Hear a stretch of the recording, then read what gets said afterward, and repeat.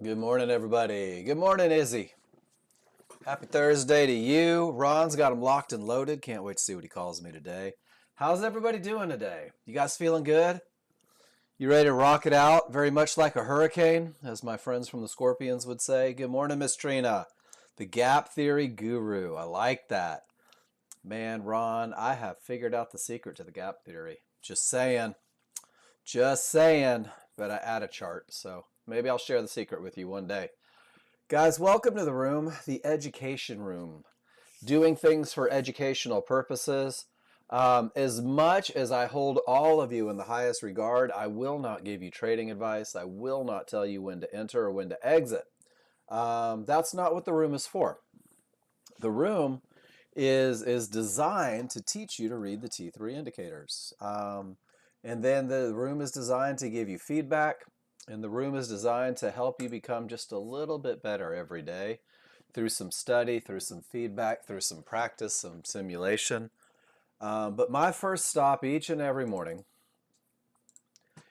after the coffee pot, and I suppose the potty, is news. I'm checking news, guys. And I don't care. And that sounds horrible, right? He should care. I don't care what the news is. Today is Thursday, January 29th. The only high impact news took place at 8:30 a.m. And it doesn't matter to me what the result of unemployment claims are.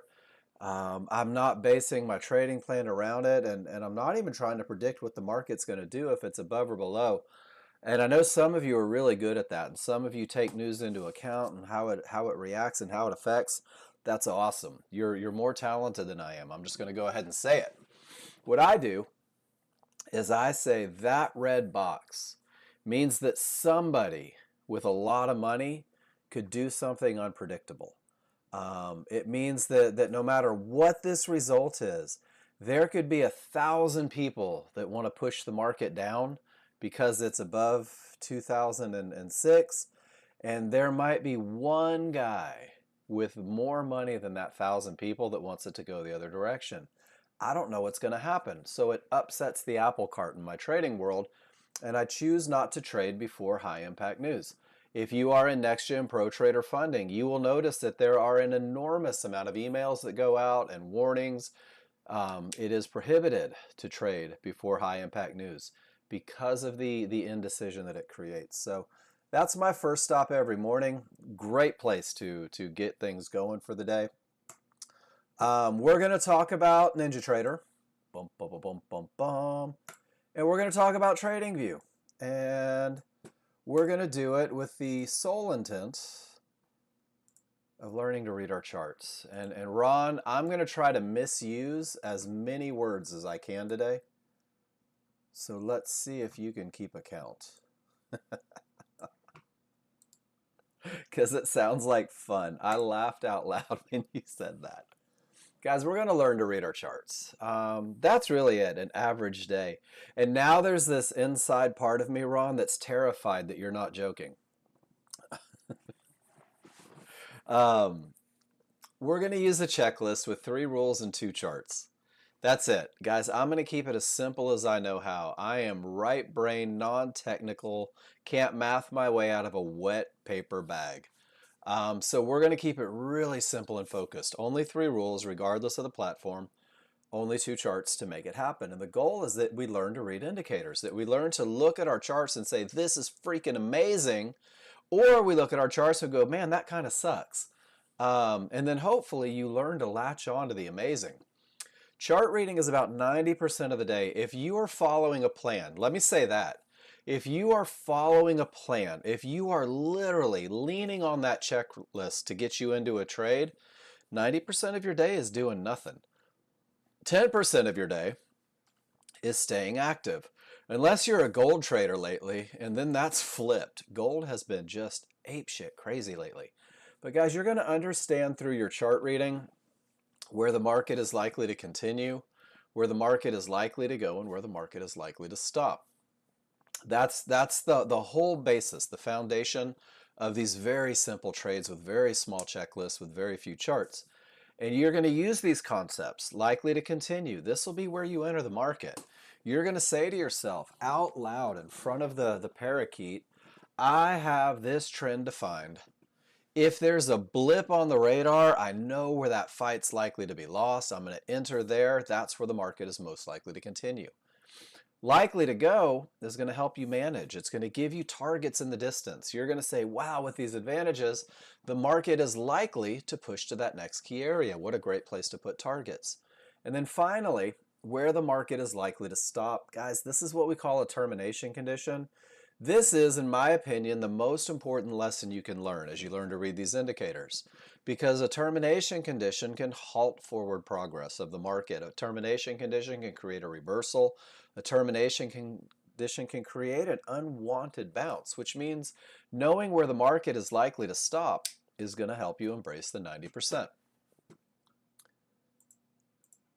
NinjaTrader and TradingView, guys. Apples and oranges. It's imperative that you understand that the rules for NinjaTrader are not the rules for TradingView, and vice versa. They are two platforms, two different bar structures, and while the methodology is the same, the idea, the core is the same, the execution will be different because of the differences in the platform. But it's pretty much cut and dry, guys. We're going to establish a trend. We're going to be able to recognize which way the market is pushing in an established trend. We're going to wait for a fight.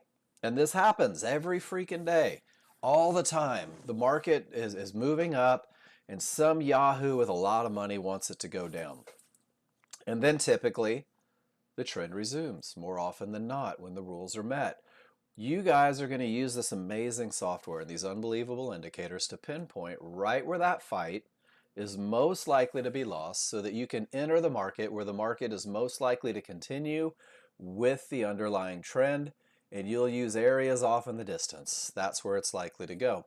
And if you're on TradingView, it's no different. First, you'll define the trend. You'll learn to patiently wait for the fight. You will capitalize on the loss of that fight and try to trade with the trend in the direction. And guys, that's all it is. It's a trend, it's a fight, it's a resumption. That's a successful trend trade, and that's what we're going to talk about this morning. So whichever platform you're on, you will have rules. You will have the ability to simulate. And you will be given a plan to help you keep it simple. These first three are what I read every day. I don't even talk about the rest of them because you've got to learn your rules, because the rules are going to identify the pattern, the advantages that put you in the trade. Simulation is practicing, getting the muscle memory, building great habits so that when it's time to perform, when real money is on the line, you're on autopilot. You know what you're looking for and you know how you're going to manage it. And then keeping it simple keeps you focused on the absolute best of the best. There are a bajillion ways to trade this software. And guys, that I think is a real number. It may not be. There's one, Ron. Simplicity tends to get you to the finish line, or at least to the first trophy, sooner than others. So I give you what's called the KISS plan. And that's what I just dropped in the room. Hey, good morning, Wayne. The KISS plan is a stepping stone in your learning journey, guys. This is the one that sets you up for success. This is the plan that's designed to teach you to read your indicators. The trades within the plan, there are 2 trades on both plans, whether it is NinjaTrader or whether it is TradingView, they are designed to optimize your chances of success. Means that if you go back and study the things that it takes to get you in and you find examples of it, 100 examples, you're likely to win between 70 and 80% of those trades. That's the potential these trades offer. And it'll be through simulation, through study, through class feedback. You're going to write a plan, guys. You're going to come up with your own plan, and that plan is going to suit you, and it's going to be based on your ability to read the indicators. Now, I dropped something in the room, which was a lot of words earlier, but I'm going to read it out loud because I think this is real important. And this is what we used to do when I would train managers in a different life. Imitate until you can create your own, guys. It's a learning strategy and a philosophy of artistic development, where first you master the skills and techniques of others to understand the structure of success. And that's where I'm going to stop reading, because the rules that I give you have been proven by the others. I am the others. John Novak is the others, to provide success, to win more than they lose, to give you an advantage every time you enter the market. I encourage you, learn that. Learn the easy stuff. Imitate the easy stuff.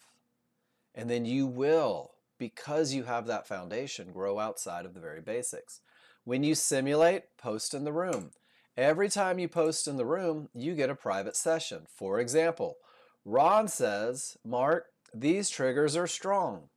And strong triggers mean that the market's going to be difficult to stop. And I haven't reached a key area, that point where the market is likely to go. And when all of that happens, I'm going to jump in and I'm going to find a way to pull $110 per contract out of the market. And most of you are like, but Ron, $110? What a sissy move. Children must laugh at you. Well, if you do it 6 times a day, as he probably does, and you factor that out over 252 trading days a year, your account doesn't know how you got to $166,000. It doesn't care that it was $110 at a time. Guys, base hits pay bills, leaning on advantages, being willing to get paid. That's what trading is all about. So as you practice, post in the room. Say, hey, Mark, this is what I saw. This is what I did. This is why I did it. Did I read my indicators correctly?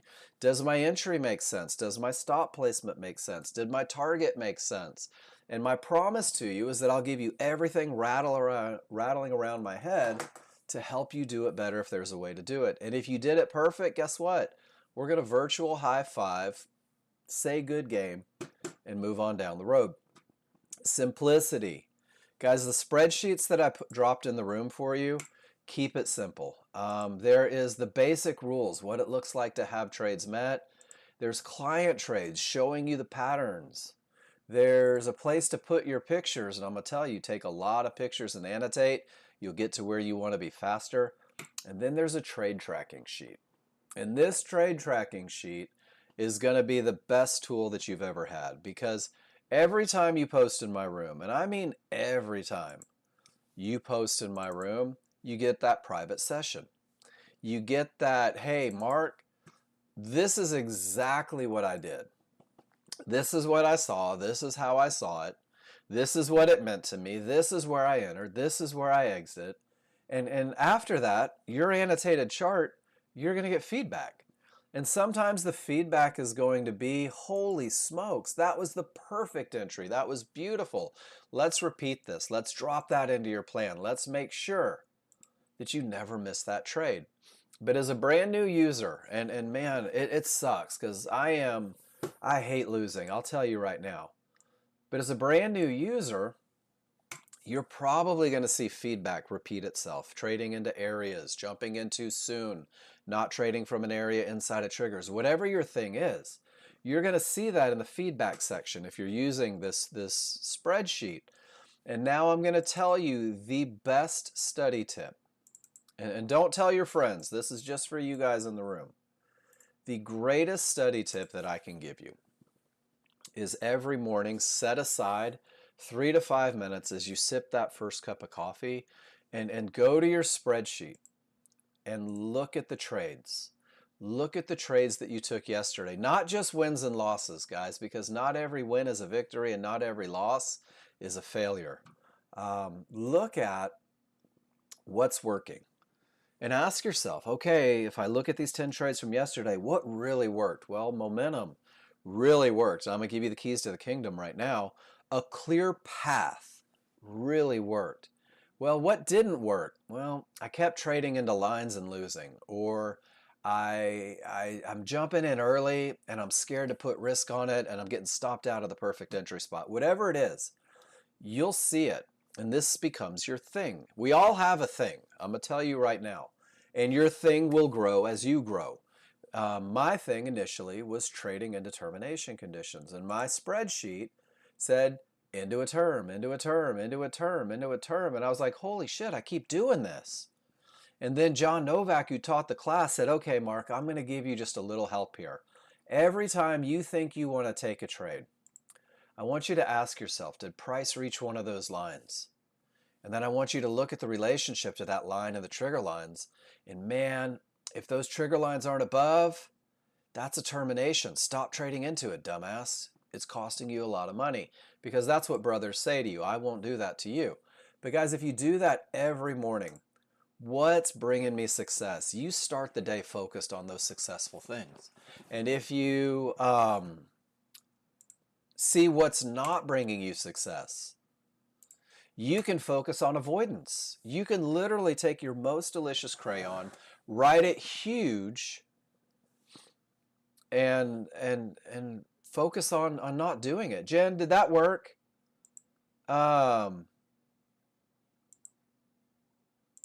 Jen, guys, give me a Y if you can hear me in the room, please. Okay, now you got it? Okay, cool. Cool, cool, cool. So guys, don't omit this. Becoming a successful day trader isn't the most difficult endeavor that you'll ever do. It's really not. Childbirth is probably way harder.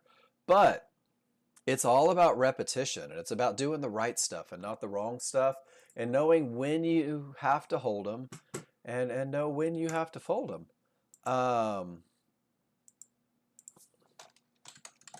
Jen's going to go get a little help. Could be on her end. So we're going to learn the rules. You're going to practice. You're going to fill out a spreadsheet, guys. I'm going to give you everything that you need to be successful with the software. The effort that you put into the education is probably going to reveal itself in your results. There's a lot of people that run away from just having 3 rules because it doesn't feel like enough in the beginning. And most of those people run back to the basics and really commit to it after they tried to do it their way. But that's it. Ninja Trader, 3 rules is all it takes to identify the highest probability trend trade that Nexgen teaches. Each rule, when it's true, so it's like a flow chart.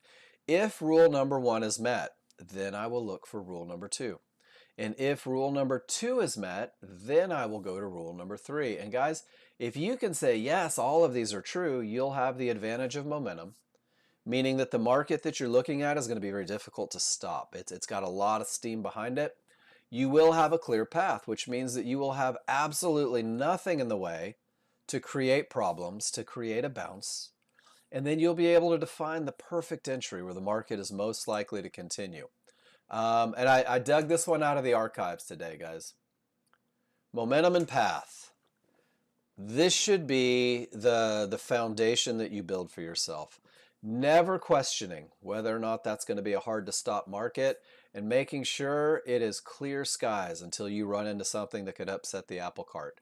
Once you learn these 2 concepts, once you can identify and latch onto and believe in rules 1 and 2, you will have everything that you need to create a very successful, profitable trading plan. But if you omit these 2, that entry is just going to bite you in the ass. So 3 rules, 2 charts. That's it. That's it. Guys, there's a large chart. It's a very slow chart. Everything starts on this chart.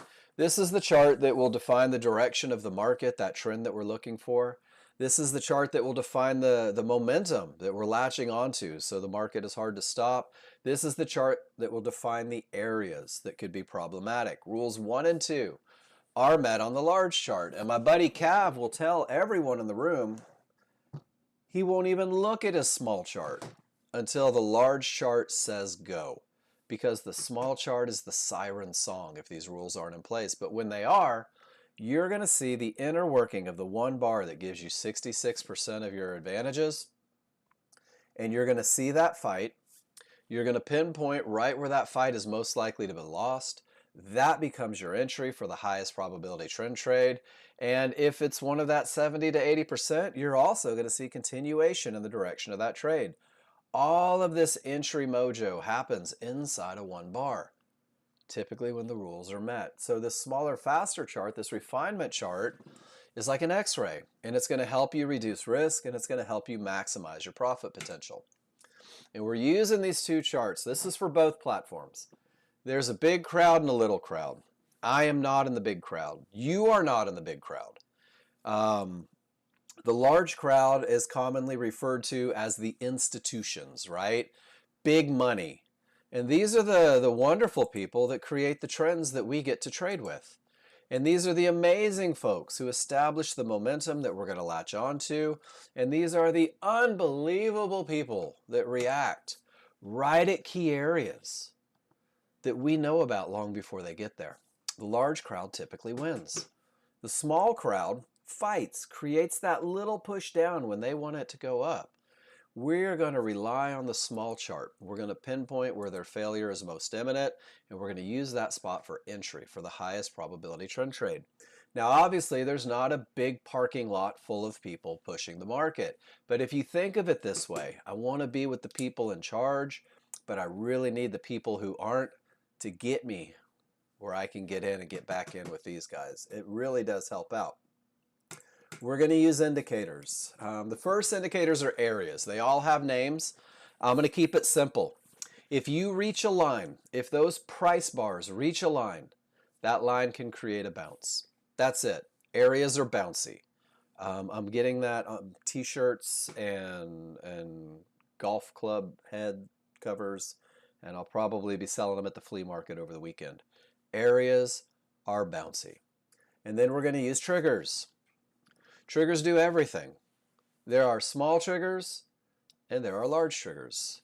These are fast, these are slow. When they're green, they're up. When they're red, they're down. Guys, all you really need to know is that these are small and large. You're going to use trigger lines to define momentum. You're going to use trigger lines to define those likely to stop areas, those areas on a large chart that could halt forward progress. You're going to use the large triggers, the slow triggers, to define your amazing entries, guys. Triggers show up in everything. And all you have to do is know the difference between small and large. And then we're going to break them down individually, and that's what we're going to do right now, guys. Rule number 1 says that the large chart needs strong trigger lines. I think we should change need to must have strong trigger lines. Why? Because we're relying on the advantage of momentum to push our trade in the right direction. Strong trigger lines is one look, guys. Write this down on a piece of paper. Separation is strength. When the background is green and the market is trending up, it is the space between the small and the large triggers that are also green and up that lets you know that the odds are favorable for the market to continue up. You will recognize this on whichever bar is the most current printing bar. So there it is. On the most current bar, that is strong triggers. Smalls above the large, separation between the two. But look at this. That is also strong triggers, because I don't care if it's a big gap or a little gap. As long as I have separation, there is strength. In a downtrend, smalls below the large, separation is strength. And when that separation goes away, when those triggers come back together, you no longer have strong triggers. You no longer have the advantage of momentum. And when that advantage of momentum goes away, anything can happen up or down. This is where you'll see a market reverse from the middle of nowhere. That's a look that lets me know that those key Fibonacci areas have a higher chance of stopping that market cold in its tracks. So if you keep it very black and white, strong or weak, it's going to be difficult to ever trade without the advantage of momentum. How's that for easy? Is that pretty good, guys? Any questions about that? Strong triggers leads the way for a reason. We want to establish that trend and momentum first, and then we'll start getting creative. And we're going to do it with no termination conditions present. No lines on a large chart reached, guys. And the lines on a large chart are where the big crowd makes decisions. It's where the people in control may buy or sell or fight one another. And they're easy to recognize. You'll see them long before you get to them. And when there are none, you'll call it a clear path. So again, if separation is strength, that's your phrase for rule number 1. There's a 2-part process for rule number 2 to identify a termination condition. The first thing is that price bars, whether they are up or down, reach a line. They reach an area of resistance, or they each reach an area of support. And when price reaches that line, price has nothing to do with the equation anymore. It's imperative that you ask, where are my triggers? You're going to start counting triggers. And if none of your triggers, 0, have gotten above an area of resistance, that area of resistance is a termination condition. And if none of your triggers have gotten below the area of support, not price bars, but triggers, that area of support is a termination. And there's 3 things that could happen. That area could break like it never even existed. That's one of the options. That area, whoops, come on now. There we go. That area could create a reversal in the market. We call that a strong top, or if it does it from a low, we call it a strong bottom. You're going to want to learn that term because that is the first rule in the second trade on your KISS plan. But you have to know what a termination condition is to identify a strong top or bottom. And then the final thing that could happen is it could create a bounce down, maybe followed by a bounce up, and then a bounce down, and then a bounce up. It's like a cha-cha. This would be the powers that be fighting one another right at key Fibonacci areas, making decisions but not coming to agreements, guys. You don't want to be a part of that fight. We, as the small trader, typically lose that fight. So every time price reaches a line, count triggers. No triggers, no trade. And that's how you're going to define a termination condition. What market is this? This is the S&P. Resistance to support to resistance to support to resistance. Man, pretty cool, right? It's almost like they know exactly where these lines are. And it's almost like they respect them. They do, because they created them, they being the large crowd. So guys, rule number 2 is going to keep you patient. Rule number 2 is going to keep you out of avoidable losses. Rule number 2 is going to be the rule that you break the most because it's going to force you into patience. That's what it looks like when an area holds. Absolutely no triggers. Areas break all day, guys. All day long they break. So let's go through what it looks like when an area breaks. And remember, we're counting triggers. Once price reaches an area, we're done with price. We don't need the price bars anymore. They have absolutely no relevance to what we're doing. The color of the fib has no relevance to what we're doing. It can be a hot pink fib. It could be, what's another crazy color? It could be an orange fib. Mark, we don't even have orange fibs. Doesn't matter. Color of the fib has nothing to do with it. It's all trigger lines. So if price reaches an area, when it reaches an area, if none of the triggers are broken, sit on your hands, kick back, relax.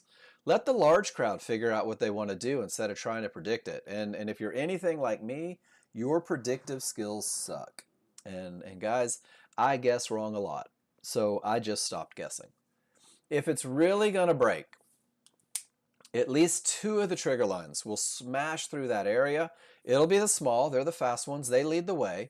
You'll get 2 small triggers below while 2 large triggers are still above. This is what we call a 50-50 look. And a 50-50 look very cleverly means that 50% of the triggers have made it through the area, 50% have not. As long as I still have those strong triggers, and guys, I should if I'm following the plan, this area does have the potential to break. This area is saying because of the strength in the market, it could continue through this area, but it's only potential. It's not high probability. This is what we call a medium probability trade. This is the second trade in your plan. There are very specific rules to capitalizing on this one. In your plan, it says let 3 out of 4 triggers get below the area of support. That increases the odds of a breakout with all that momentum, gives you a higher chance of success. And in the plan designed to optimize your chances of success, 3 triggers is mandatory. And then 4 triggers finally get south of support. Now support is broken. Now it's in the rearview mirror. Now it's actually resistance. And your path is clear. And with all that momentum, you're going to go look for an entry up until you hit the next line. And when you hit the next line, it's right back to number 1, guys. It resets. Just because you break this area doesn't mean that this area is not on the radar. And that's frustrating for some people. I get that. But if you learn this, and I think I gave you guys the PowerPoint this morning, just in case I didn't, let me drop it in there. Price reaches an area. An area can never be a termination condition if price doesn't reach it. How many triggers made it through the area? That's it. Where are my triggers? If it's 0, it's a better chance of survival in this game if you do nothing. If you sit on your hands. If you wait for the reaction. Rule number 2 is not met. And because rule 2 is not met, I'm not looking for a trade. 2 triggers through with all that momentum. Yeah, it does have the potential to break. But you guys, as brand new users wanting to optimize your chances of success, are still sitting on your hands. And you're saying to yourself, man, this looks good. It could break. But my plan requires 3 out of 4. And now I will take that trade cautiously and follow my checklist for entry and make sure that I don't sacrifice momentum. Make sure that I can define my entry because I'm only working with the potential. I'll manage it assertively. But when 4 triggers break through, guys, you are into the promised land. You have a clear path. There's nothing in the way. There's all the momentum. Let's go find an entry. Let's go see if they fight so that we can pinpoint where it's most likely to be lost. Sad reality of trading. There will be times where you can't seem to get momentum that you want. There will be times when your path isn't clear because there's multiple areas of support. Guys, be patient. 90% of your day is sitting on your hands waiting for advantages. If you really believe in the advantages, that 90% gets easier. Find a distraction. Play solitaire. I play Scrabble and video poker all day long. I might take 7 or 8 trades a day, and then the other 7 hours is spent working and looking at stuff. Guys, the futures markets trade on average, exchange on average, $220 billion hourly. The S&P is about $174 million exchanged a day. The NASDAQ is north of 265. Guys, you don't have to be in every move. You don't have to be the first one in. You don't have to be the last one out. I mean, my goodness, you don't even have to catch the whole move. Learn how to get paid. Guys, and the easiest trades that you will ever take will be with momentum in a clear path because an area broke, or with momentum and a clear path because an area held. Your easiest trades will come in between Fibonacci. Your easiest trades will have momentum. Your easiest trades will wait for that fight. It looks like a tail on the large chart. This is the pullback on a small chart, guys, and we're about to define it with just silly accuracy. Rule number 3, giving you the advantage of pinpointing where the market is most likely to continue. I love it. So I like language, right? And we all know that. And some of you don't care for it as much as I do. But I'm going to show you how language takes you to the promised land. So the language for rule number 1. I'll cover what the rules say. And what I have to remember is separation is strength. That's it. That's what helps me identify rule number 1. Rule number 2, termination conditions. I need to remember price reaches, no triggers, no trade. That's it. And for those of you that are still relatively new, no triggers through, no trade. That's it. I'm not giving trading advice. This is what the rules say. Learn those 2 phrases. Rule number 3 has a little more to it. So I'm gonna drop the font size a little bit. Rule number 3 says that you will use a limit order to buy or sell a pullback, that's that fight, at an area, because areas are bouncy, inside of triggers. So that's the language for number 3. I'm going to give you guys this. This is the first time I've ever done this. Congratulations, it's debuting. Language will teach you to recognize the advantages, and you'll be able to use what it says versus what it looks like to define the perfect entry, whether it's momentum, a termination condition. You're going to use a limit order. That means that you're literally going to wait for the market to come to you. You are that good now. And you're going to use that limit order to buy or sell a pullback, which happens to be that little fight that we see from the small crowd. And you're going to buy or sell that pullback at an area, at a fib, at a midband, at a yellow 1-to-1. That's your lineup, guys. That's your choices. A fib is not more powerful than a yellow 1-to-1, is not more powerful than a midband, is not more powerful than a fib. They are all equal. Areas can create bounces, but those areas must be inside of triggers. Large triggers will show you right where those areas need to be, right where the retracement is about to go. So I'm gonna show you the pattern, and we're gonna talk about the whys. And it starts with the large chart has strong triggers. So important that the large chart has strong triggers.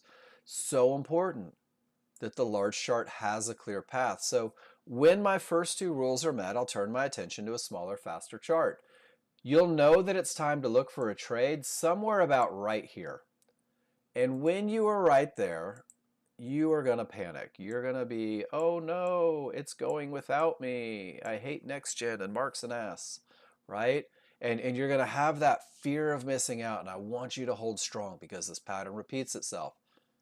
More often than not, you're going to get a reversal bar. And a reversal bar means that while all of these bars were going up, you finally get a complete bar that goes down. It's going to be the opposite color. The reversal bar is not your entry. The reversal bar signals the beginning of the pullback, the start of the fight from the small crowd. We're going to use the trigger lines to define where that fight is most likely to be taken. And somewhere from the top of large triggers to the bottom of large triggers, that's your retracement zone. That is where those down bars are most likely to go from the fight.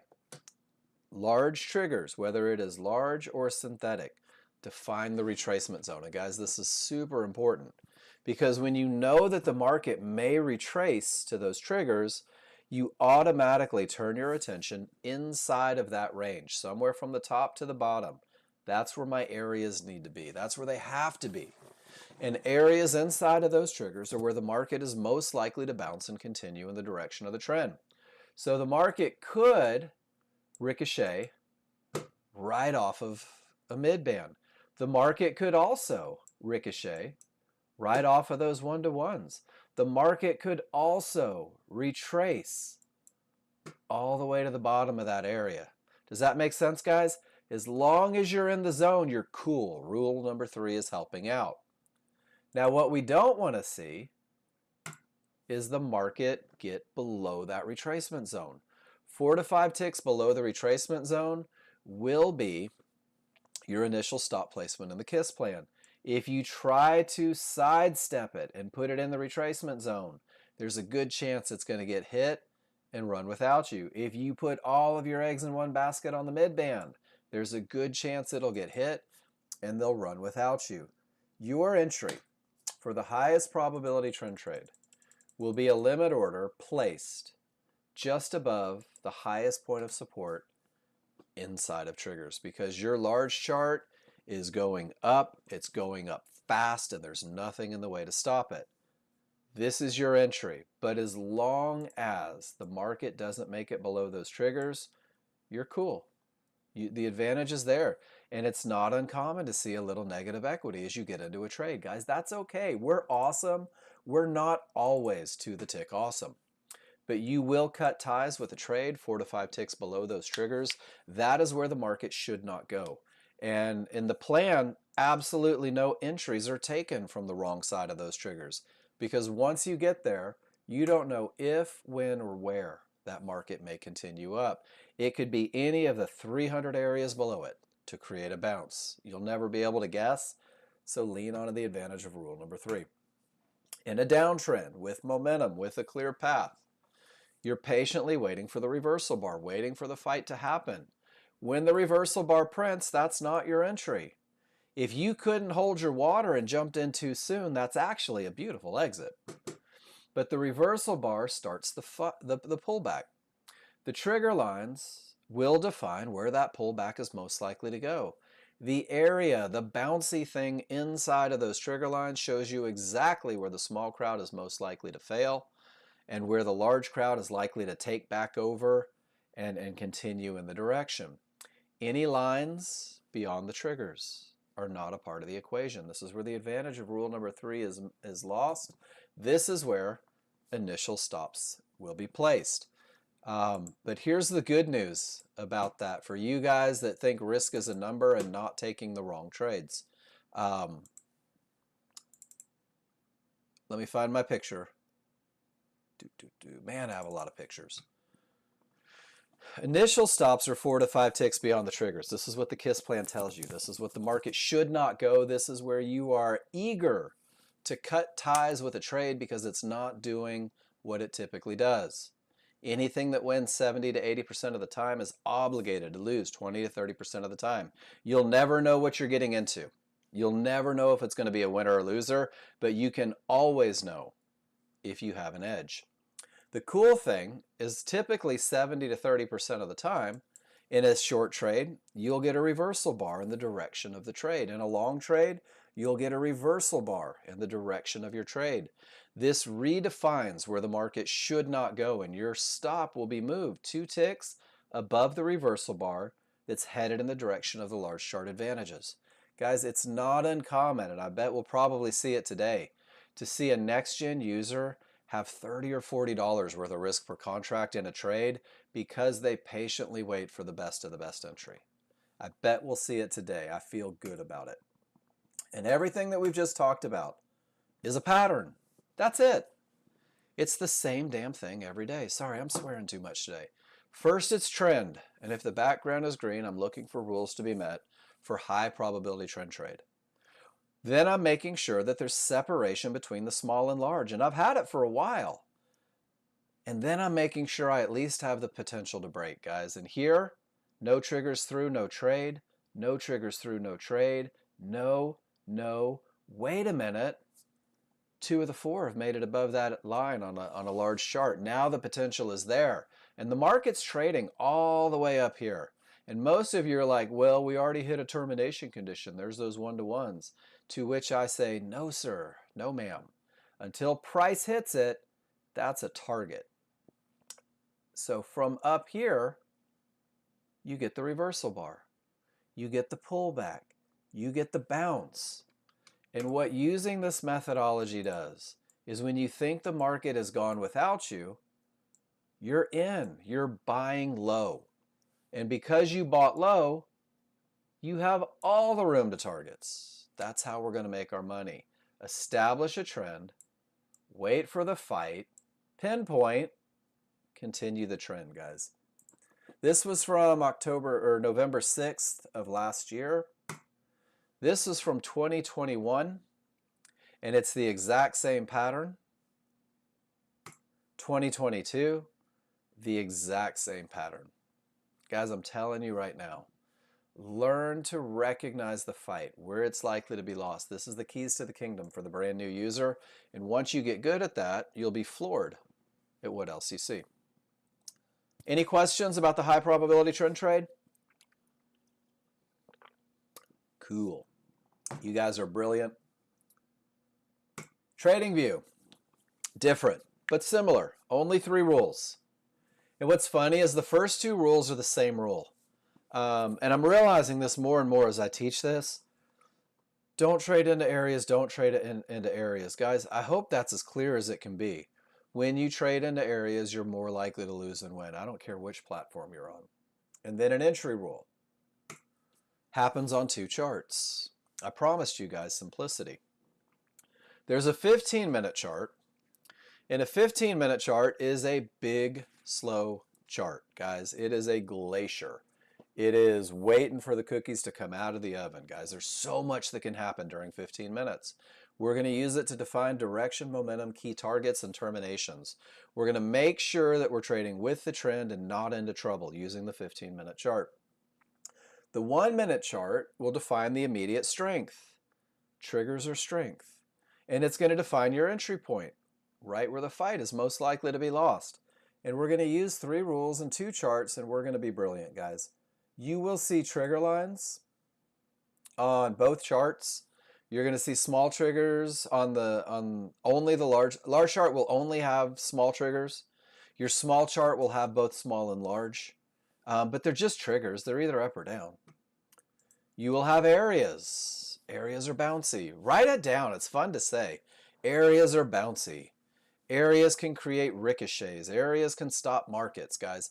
The picture, and this has been given to you, will tell you how you can use the areas, whether they're just terminations or targets, or whether they can actually be used for entries on a chart. And now we're going to take triggers and areas, and we're going to define the best of the best, guys. Phil, he's not in here today. Yesterday, Phil posted in the room, when I follow my rules, I'm running at about 75% winners. Guys, at 75% winners, it is possible to have a losing day if your management needs a little help. But at 75% winners, you're going to have to work pretty freaking hard to have a bad day, I think. So a trend trade, first we're going to define trend. Then we're going to make sure there's nothing in the way on the big chart. Then we're going to make sure there's nothing in the way on the small chart.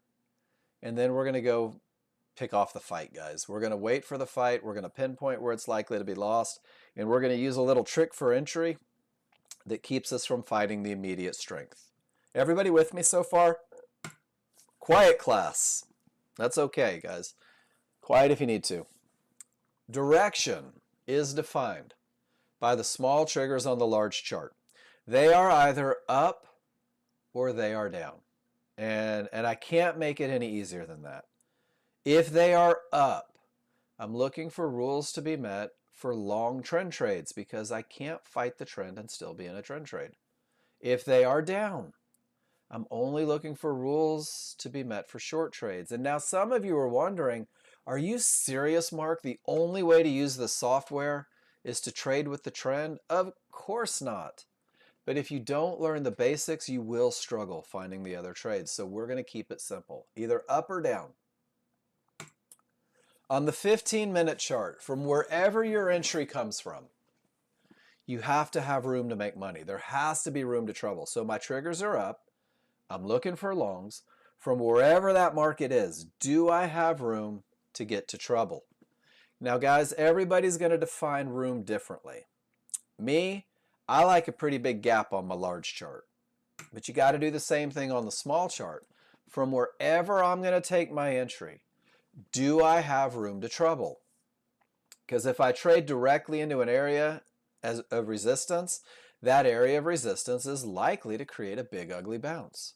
If I trade directly into an area of support, that area of support, even on a 1-minute chart, is likely to create a big ugly bounce. If you don't have room to trouble, it's okay to not take the trade. Some of you love $20. Well, I had 5 ticks to get there on the NASDAQ. Guys, not a lot of reaction time. Not a lot of reaction time with only $20 worth of room. Not a lot of reaction time to manage on 40 or 60 or even 80. You've got to know how quick you can read charts and react to pick whatever your distance is. As a rule of thumb, for the average new user, learning to read their indicators, dealing with the emotions of getting into a trade, the adrenaline, the sweaty palms, the raised pulse, having about $200 worth of profit potential typically gives you time to react before the market gets to a place to create a reaction. You'll have to pick your own number. So once the large chart says we're going up, once the large chart says we have room to trouble, once the small chart says if you took an entry here, you got more than enough room to trouble, we're going to go define the fight. Hey, what's up, motherfucker? Guys, it's the same pattern every time, up or down. We have defined the trend. This is the fight. I haven't had any problems with TradingView. Anybody experiencing problems on TradingView? Mine appears to be business as usual.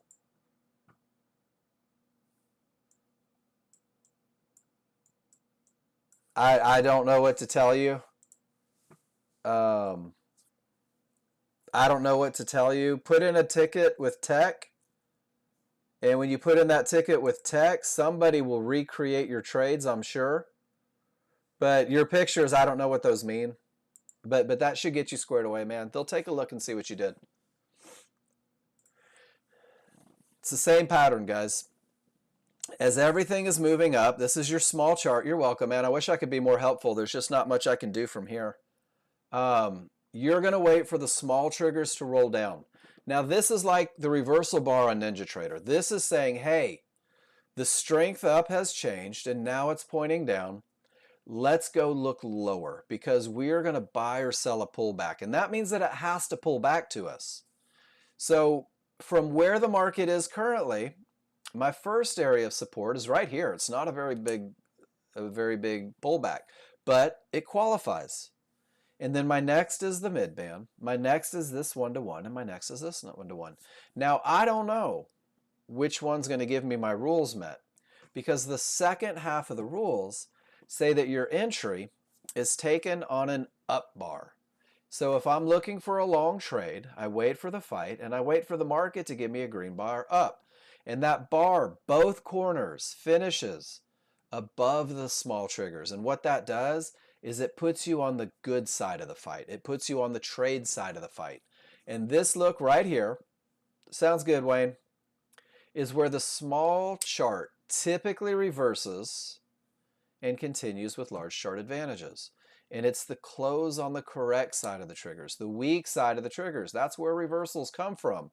And all we're looking for is a small chart reversal to get us back in line with a large chart. So it starts like this. I look at my large chart and I say my small triggers are up. I choose to trade up with them. And I look at my large chart and I say from where I'm at, I've got nothing but room.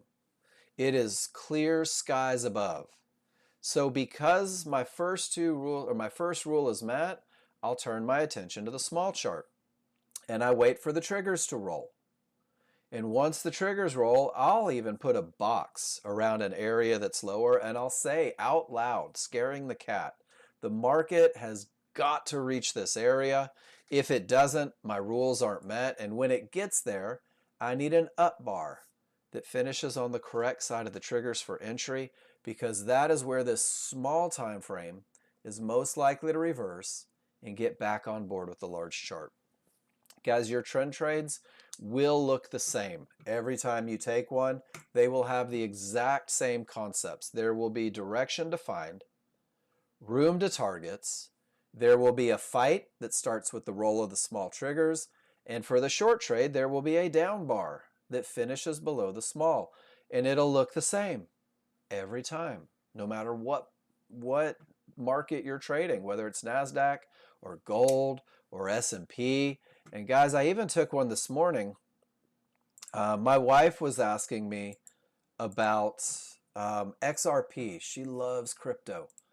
And she goes, hey, should I buy more? And I said, well, Jenny, let's go look at a chart, because that's what I do. I read indicators, right? And I'm going to show you what her chart said. Boom, boom, boom, boom, boom. There it is right there. This is XRP. This is crypto. The triggers were down.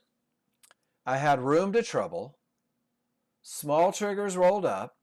So I let it get to the mid band. And guys, this was the perfect trend trade.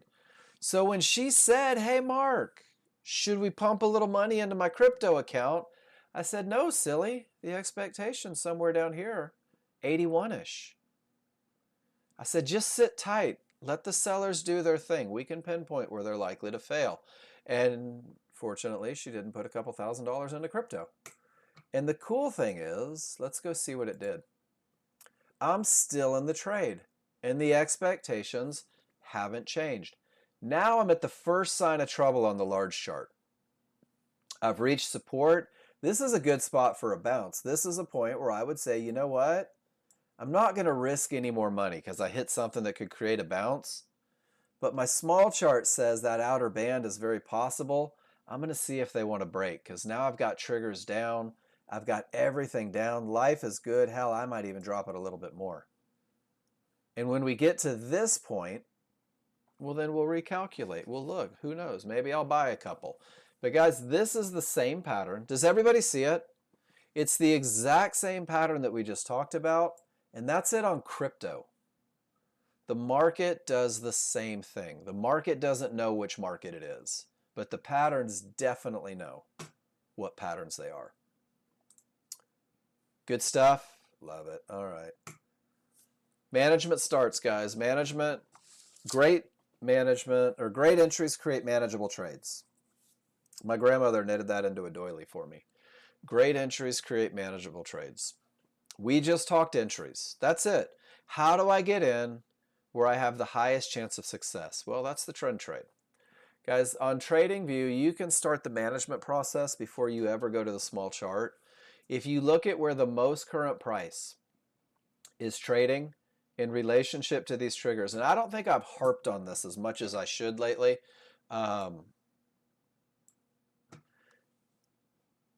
If price is left of the triggers, whether the triggers are up or down, you are on the strong side. There's that word again, strong. This is where 1 minute areas are most likely to break, not guaranteed to break. Still seems pretty asinine to trade directly into an area that could create a bounce, but this is where bigger moves tend to happen. Now, if I'm below the triggers in an uptrend or above them in a downtrend, to the right, I'm on the weak side of the triggers, the opposite of strong. This is where 1 minute areas are most likely to bounce and create problems. Because I know that I'm on the weak side of the triggers, I may choose to exit at the area, wait for the next trade. And if I'm inside of the triggers, transition. This is where I'm going to split targets, guys. This is where I'm going to get paid at the first sign of trouble. But I may hold for a bigger move. I'm on the strong side. I've reached trouble. Guys, I may take a portion of my position off. Did it let me? We'll see. And then I'll go break even and I'll see if it goes. Because on a 15-minute chart, you can go from weak to transition to strong. You can go from strong to transition to weak. 15-minute charts are huge. If you learn this little recipe, you're going to know how to manage your trade before you ever get into it. There's nothing worse than being on the weak side of the triggers and hoping the market smashes through stuff to get you to that target where you want to be paid, not the one where the indicators say it's most logical to get paid. So for every entry you take, no matter what trade it is, for every entry you take, you should have a management plan. If you take a high probability trend trade, you should have a management plan for that high probability trend trade. If you are in a medium probability trade, you have to have a management plan for that medium probability trade. So once you add that one, you got 2 sets of entry rules, 2 sets of management rules. They're not interchangeable. And then when you start adding momentum trades and HVA trades and jump the fudge in trades and counter trend trades and edge trades, guys, you've got to have a checklist and management set up for every one of them, which is why simplicity tends to yield the best results. A trade on NinjaTrader is momentum, clear path, and entry. Your job is to learn these 3 concepts, to go to the spreadsheet that I gave you, to look at them individually and learn how to piece them together to create the perfect trade. When you can look at your charts and say out loud, I have these, you can say each indicator on every chart agrees with the rules for the trade. This is high probability. If you notice one of your advantages is gone, 33% is missing. Guys, that's a third. That's a big number. You can say, now most of my indicators line up for the trade. However, an issue exists. I have to call this a medium probability trade. This will be the majority of your trades, but it needs to be managed a little more assertively, a little more aggressively. And if you look at your chart and you're like, man, 2 out of 3 are gone, you should say, and I won't tell you what to say, I'm sorry, but I would say this sucks. Why do I want to be in a low probability trade? Why do I want to put my money into a market that has sucked 66% of my advantages right out of my hands? Why am I smoking hopium, hoping for things to work out when my indicators don't say that they're likely to? Guys, you're in control of the entry.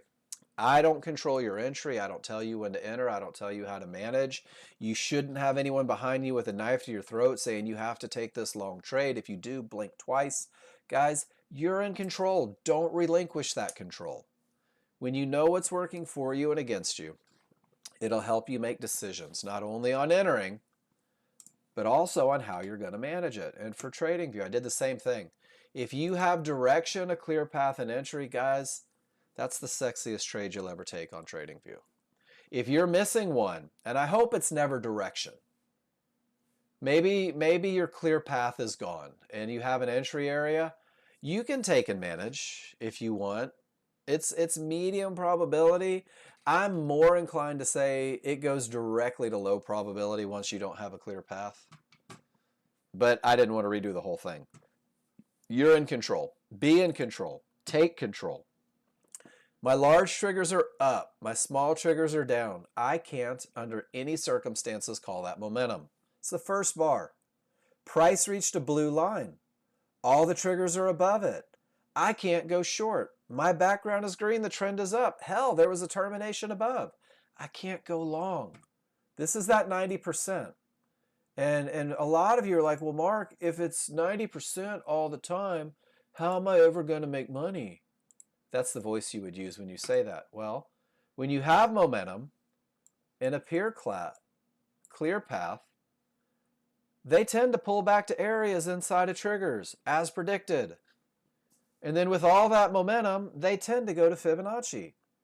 That's from 80 to 74. That's $300 per contract. Guys, that is the perfect trade. And the entry was at 9:52 and 38 seconds, which is 7 minutes ago, which means that everything that I talked about this morning just happened live. You have to learn this pattern so that you can find that success, so you can begin to find more. Price reached Fibonacci support with all that momentum, but only 2 out of 4 triggers made it. It does have the potential. That's not my best potential. This one does not fit the KISS plan. Not yet. As they push, now it fits the KISS plan. But my only area inside of triggers is this fib. And guys, if the reversal bar that signals the pullback finishes above that fib, is that fib really the spot that's going to create a bounce? Probably not. Probably doesn't fit my plan. That's how quick it happens. That's how fast you'll read your charts with a little bit of study. Let me get rid of my untitled.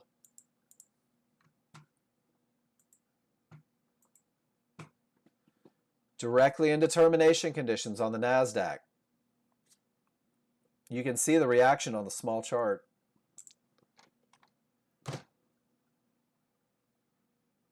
Directly into terminations, guys are doing it. Cav, I know you use Apex. Do you have Trade of 8 open? Close all positions and cancel? Tradeof8.com, man. I refuse to trade without Trade of 8 open if I'm on an Apex account. It won't let you. Start taking pictures in case you have to plead your case. They had problems yesterday too.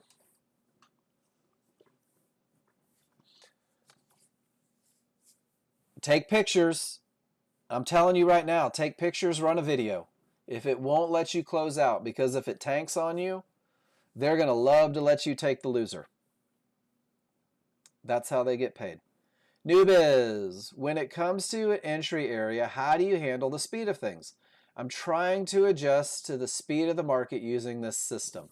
I'm going to tell you exactly how to do that, New biz.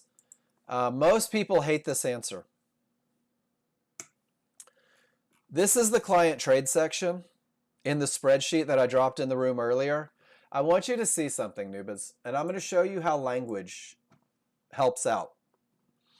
Watch this. We'll do it just like this. The language for strong triggers, New biz, is separation between the small and large. And even if it's that tiny little bit of separation, rule 1 is met. So when you get to the point to where you can recognize strong triggers in a fraction of a second. And how do you get good at that? You go take pictures of strong triggers. And this isn't just for newbies, this is everybody. In newbies, I promise you this works. It's worked for so many people. If you say, all my triggers are red, smalls below large, space between, strong triggers, odds favorable, momentum. Do you see the picture of what it looks like to have strong triggers, everybody? Now watch this. This is all from the spreadsheet. That I've done a lot of work for you guys. Newbies, it's the same look with the exact same annotation. It's the same looks with the exact same annotation. It's the same look with the exact same annotation. So your job, newbies, is to become a pro at recognizing strong triggers. And what happens is you'll do that in 0.2 seconds. So that's one thing you don't have to worry about. Does that make sense? And we're getting there. Nope, hold on. No, it just has to be space. This is what happens when you show up late for class. So one of the things we did this morning, no, you're good, man. But there's a lot of great information that comes in that first hour. Do you see the space between the triggers there? That's strength. Do you see the space between the triggers there? That's strength. How easy is that? And I'm going to give you this again. So for rule number 1, newbies, separation is strength. Don't make it more strong, less strong, kind of strong, sort of strong, I think it's strong. Either let it be separation, and if there's none, rule number 1's not met. Cool? And then you got to learn a clear path, and you've got to know the difference. So here's the next thing. You're going to be a momentum pro inside of 8 minutes, if you remember that phrase, separation is strength. And then, nope, that's okay. You're going to reach a line and you're going to start counting triggers. So newbies, it's going to take you, and I shit you not, pardon my French, I shouldn't have said that. It's going to take you about 2 seconds to look at a live chart and say, oops, where's my live chart? Get over here. That's not it. There it is. It's going to take you about 2 seconds to say only 3 triggers are through that area, even though it hasn't reached this area. This area has the potential to break. This area is still a target. This area only has the potential to break, only 2 triggers through. That's how long it takes with all the momentum. And then one more just for grins. I don't have separation and all my triggers aren't through. Well, now they are. I have to sit on my hands. So newbies, when you can learn to read your large chart fast enough that it takes you like a quarter of a second, I'm going to show you how things come together on the small chart. No, newbies, you're making up rules. True story, you're making up rules. You're trying to make it harder than it is because it seems too damn simple. And that's okay, that's totally normal. There's no freaking way, Mark, that this could work. There's no way that level of simplicity could work. And newbies, are you ready? This is the mind-blowing spot. Bum, bum, bum. So let me know that you see it here. Do I have strong triggers on the large chart? What do you think? Does everybody see strength? It's important that you see strength. Yes. So newbies, the second calculation, price has not reached support. Support's in the distance. And only 3 triggers have made it through the previous area. So newbies, if we go back to that picture, we have our best look for a potential breakout. And if you study this and you learn this and you listen to it and you love on it and make it your baby, you'll do that in about a quarter of a second. And Nubis, the market is trading all the way down here. Now let me show you how you can embrace and fix your timing problem. All of this just to get to that. Are you ready? Rule number 3, and I love this. When the large chart rules are met, I'm going to use a limit order. Hold on. I'm just going to copy that and put it over here. I'm going to use a limit order to buy or sell a pullback at an area inside of triggers. So Nubis, this is the phrase that I want you to learn. And let me show you something. Before the pullback ever happens on the small chart, I know exactly where my triggers are, right? And I can create a box. My entry has to come somewhere in that retracement zone. Does that make sense? I'm going to use a limit order to buy or sell a pullback at an area inside of triggers. Of course they do. They're terrifying. Because Nubis, hold on, let's do it this way. Are you ready? Boop, boop, boop, boop, boop. There's your reversal bar. And your brain, Nubis, is going to tell you, damn it, now the market's going up, right? Now the market's going up. And that's terrifying. What if it runs me over? What if they take my money? What if life just absolutely turns out for the worst? Nubis, what does your large chart say?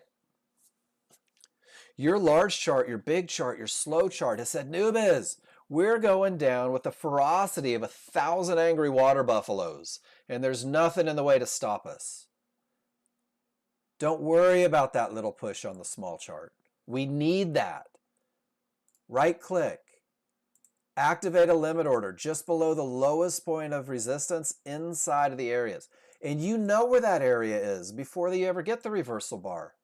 And if the market, whoops, get down there, below the midband. If the market decides to come get you right at that midband, right inside of triggers, and look at how much smaller the range is now. You're in a short trade. And you knew. Did it work, Cav? Did you get it?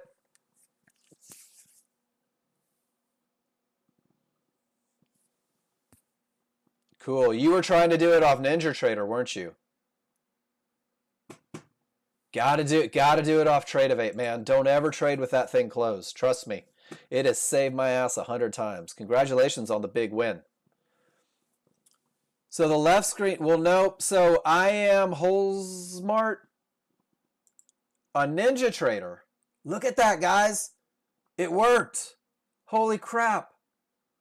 I have to take this picture and send it to my wife. She's going to think I'm a freaking genius. Look at that. It did everything we expected it to. Here you go. We're at the outer band. Let's just get out of that trade, and then my wife will love me just a little bit more tomorrow. So I am Holzmart. 15-minute and 1 minute is TradingView. Which platform are you using? TradingView or NinjaTrader?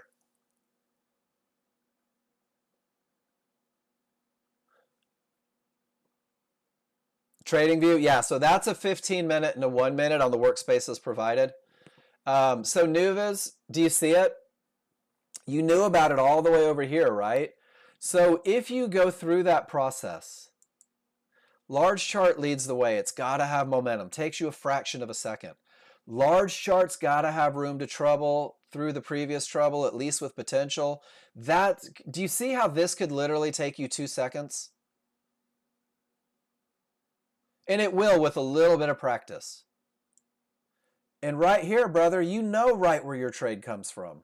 An area inside of those triggers. So no matter how long it takes, you knew where it was, you knew where it needed to be, and you knew that the large chart was screaming south, and reaching that fib was the most likely opportunity. So Nubids, all this is a pattern. Watch this. See that tail on the large chart? You can go back and study this.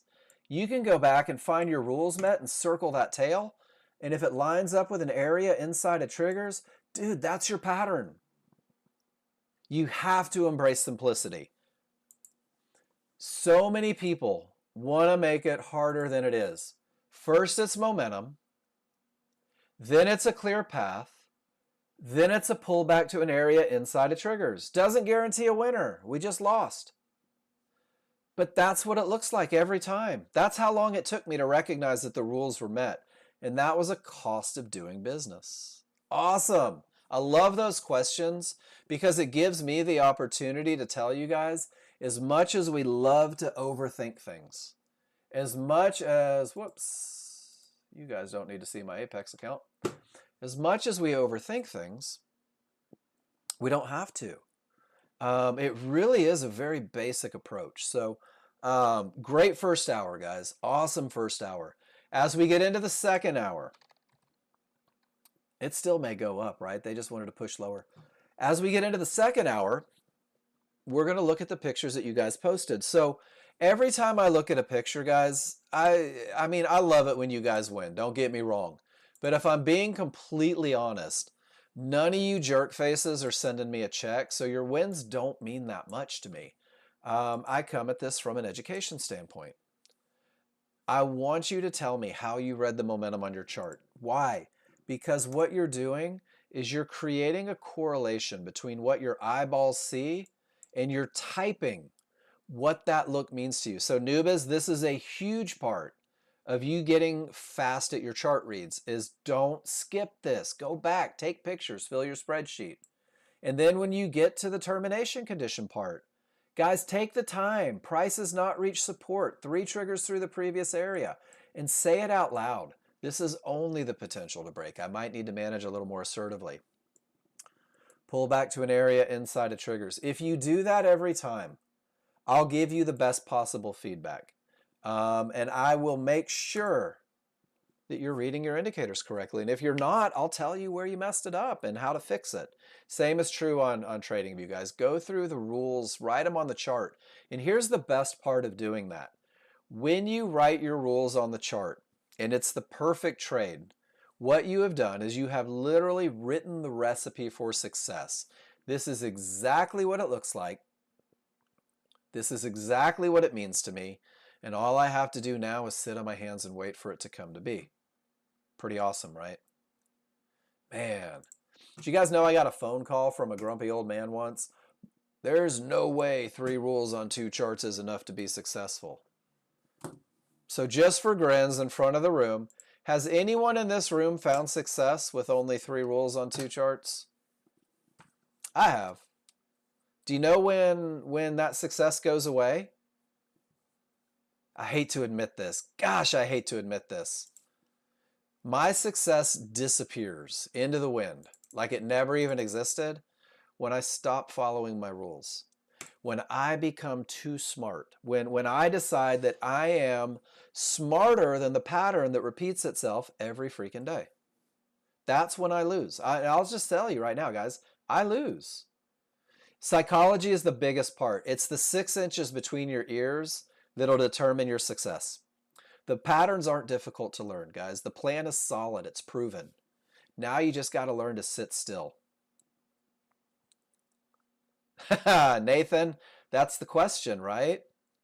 So Nathan, can I answer it from what I know about you? Watch this. Just from conversations that we've had. Nathan, this is your, oh, hold on, wrong one. This is your 70 to 80% winners right here, right?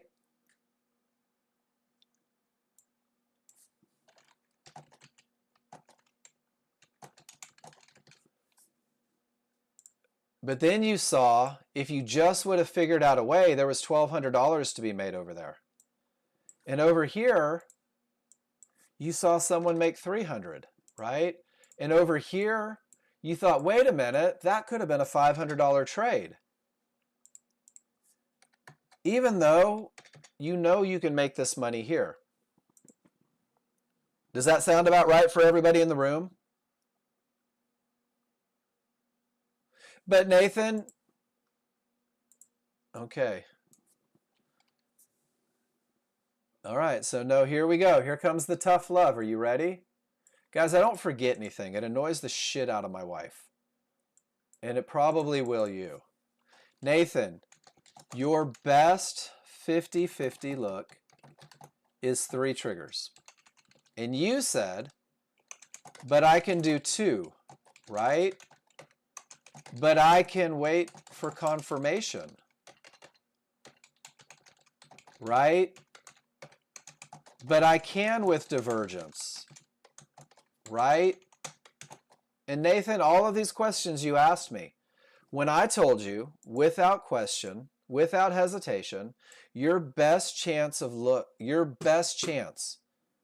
is this right here. And Nathan, I think it's wonderful because you're inquisitive. Can I do 2? You can, but it's not going to be as good as that. Can I wait for confirmation? You can, but it's not as good as that. Can I do it with divergence? You can, but it's not as good as that. So Nathan, where you're at and where most people are is, whoops, hold on. Let's see if I can do this. We'll do it down here. I don't trust yet. So I'm looking for all the trades. And that's all it is. I don't trust that I can make more money than I could ever spend with only one trade. I don't trust that I could win 70 to 80% of my trades with only one trade. And that's okay. That's normal, guys. Trust in anything in life takes some time. It really does. But what you need to do is when you keep it simple, when you keep it focused, and I'll tell a story real quick because I love stories. And not everybody's heard this one. Most of you have. Tune me out if you need to. I had a gentleman call me, and guys, gentlemen call me all the time. I stopped giving out my number because they call too much. And he said to me, he said, Mark, respectively, with all the love I can muster in my heart, with nothing but good intentions, you are colossally full of shit if you think this KISS plan is enough. Because Mark, I used the KISS plan and I watched a couple of your videos and I did it, and Mark, my results were like 40% and I lost $20,000 of my money, and he was mad as hell. And that's fair. But let me show you what really happened. And some of you may identify with this. He said, Mark, I insisted on a strong top every time I took a trade, or a strong bottom every time I took a trade. This is a great example right here. And he said, Mark, this is my strong bottom because of divergence. And I said, Billy Bob Joe Frank, you made that up. That's not the rule. So every time you thought you were using a strong bottom, you weren't. And every time you thought you were using a strong top, you weren't. You were trading your version of what it means to have the rules met. And then he said, yeah, but I had a clear path every time. That price got above the fib and I got in with it, and I keep getting my ass kicked. And my path was clear. And I said, Billy Bob Joe Frank, that's not a clear path, brother. It takes 4 triggers getting below. It has nothing to do with price. And he said, well, Mark, what did he do? Hold on, let me find it. I would get in right here on the small chart when everything was going the way, and it keeps bouncing up and taking me out of the trade. And I'm like, for the love of fuzzy. And this is normal. You've got to make sure that you know what the rules mean, guys. And that's one of the biggest reasons I encourage you. Take pictures of strong triggers. Make sure that you understand the concept. And even more importantly, guys, when you go back and take trades and you just get your ass kicked and you thought you had strong triggers, click on there and make sure you know what it means to have strong triggers. Does that make sense? Make sure you understand a clear path. Guys, trading your version doesn't typically work. And this is a gentleman that never posted in my room.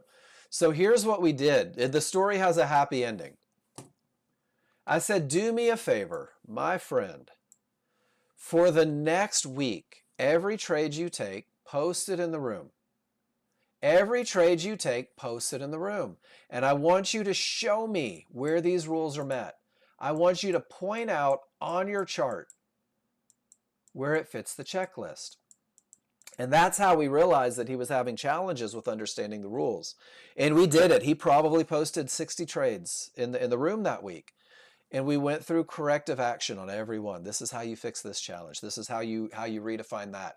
This is what this one actually looks like.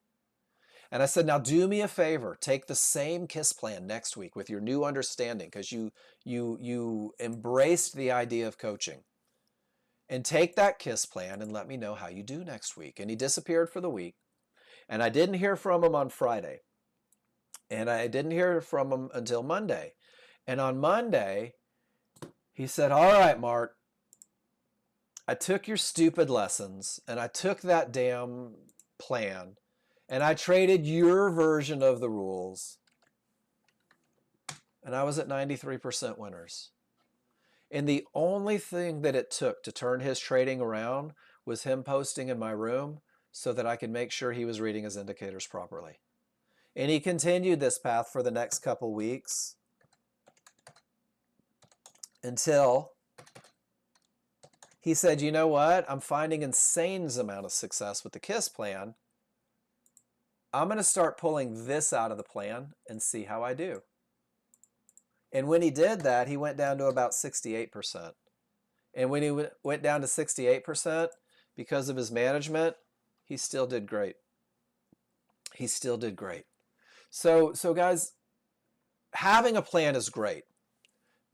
But you've got to know what it means to have your rules met. You've got to know the looks. And then noob is, make sure that you're not creating your own version, right? Make sure that you remember that separation is strength, whether it's a little bit or whether it's a lot of it. It's just as strong, right? And then it starts taking some of the pressure off. And entries can only come from areas, and that takes the pressure off. And you have to have 4 triggers through, and that takes the pressure off. Because when you have concrete rules to follow, there's no room for opinion or emotion. So, good stuff. All right. I'm going to take a quick break, and then I'll come back, and we'll start clicking on the charts that you guys posted. If you have questions, post them in the room. If you have comments, post them in the room. Pete says, Nathan, I've been trading Nexgen for 10 years and have posted thousands of trades and still post every day because you never stop learning, guys. I'll see you in 5 minutes. Go stretch your legs.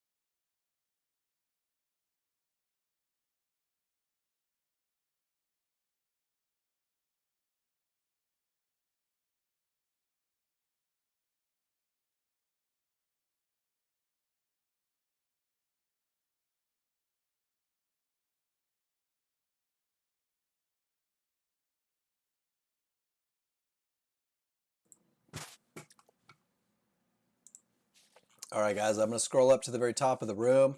Our first hour has been taking a little longer lately. I love that. That means you guys are asking questions. So let me get up to the top of the room and let me start posting or looking.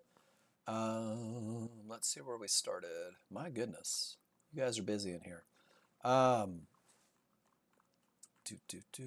That's a lot of them. Wayne, are you in here? I know he was driving to the shop. Guys, do me a favor. If you're going to post in the room and not be present, don't post in the room until you get back and you can be present. The classroom is the same every day. It's the second half of the classroom where we go over pictures, and it's just easier for me. And that's me being selfish. I know that 100%. That's me being selfish, so I don't have to scroll through 8,000 comments to look for your link specifically. It's always easier if you just drop them in when you're present and ready for feedback. Just throwing that out there, and I'm sure that's just me being needy, and sorry about that. I'm clicking on all of these guys. Look at how many we have. You guys are busy. I love it. Dun, dun, dun. Cav, Adam, GWC, it's good to see you posting in here. Scrolling through, Adam P again. Do you guys know that the people that post the most tend to get to where they want to be the fastest? True story. Nexgen has had a live trading, a live education room for over 20 years. And the people that post the most tend to get to where they want to be the fastest.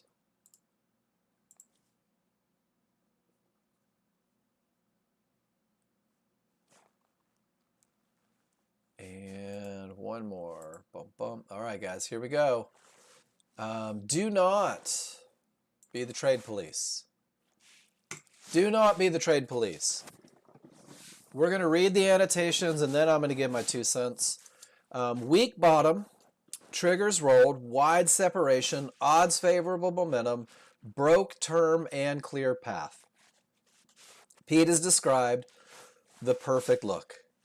Momentum entry just above the 1-to-1s. Well, not quite, right? You didn't let them break, but that's all right. And then the market pulls back, turns into a trend trade. Pete doesn't panic. He knows that's the trend trade spot. He just wanted to make sure he didn't miss it. Gets out at trouble.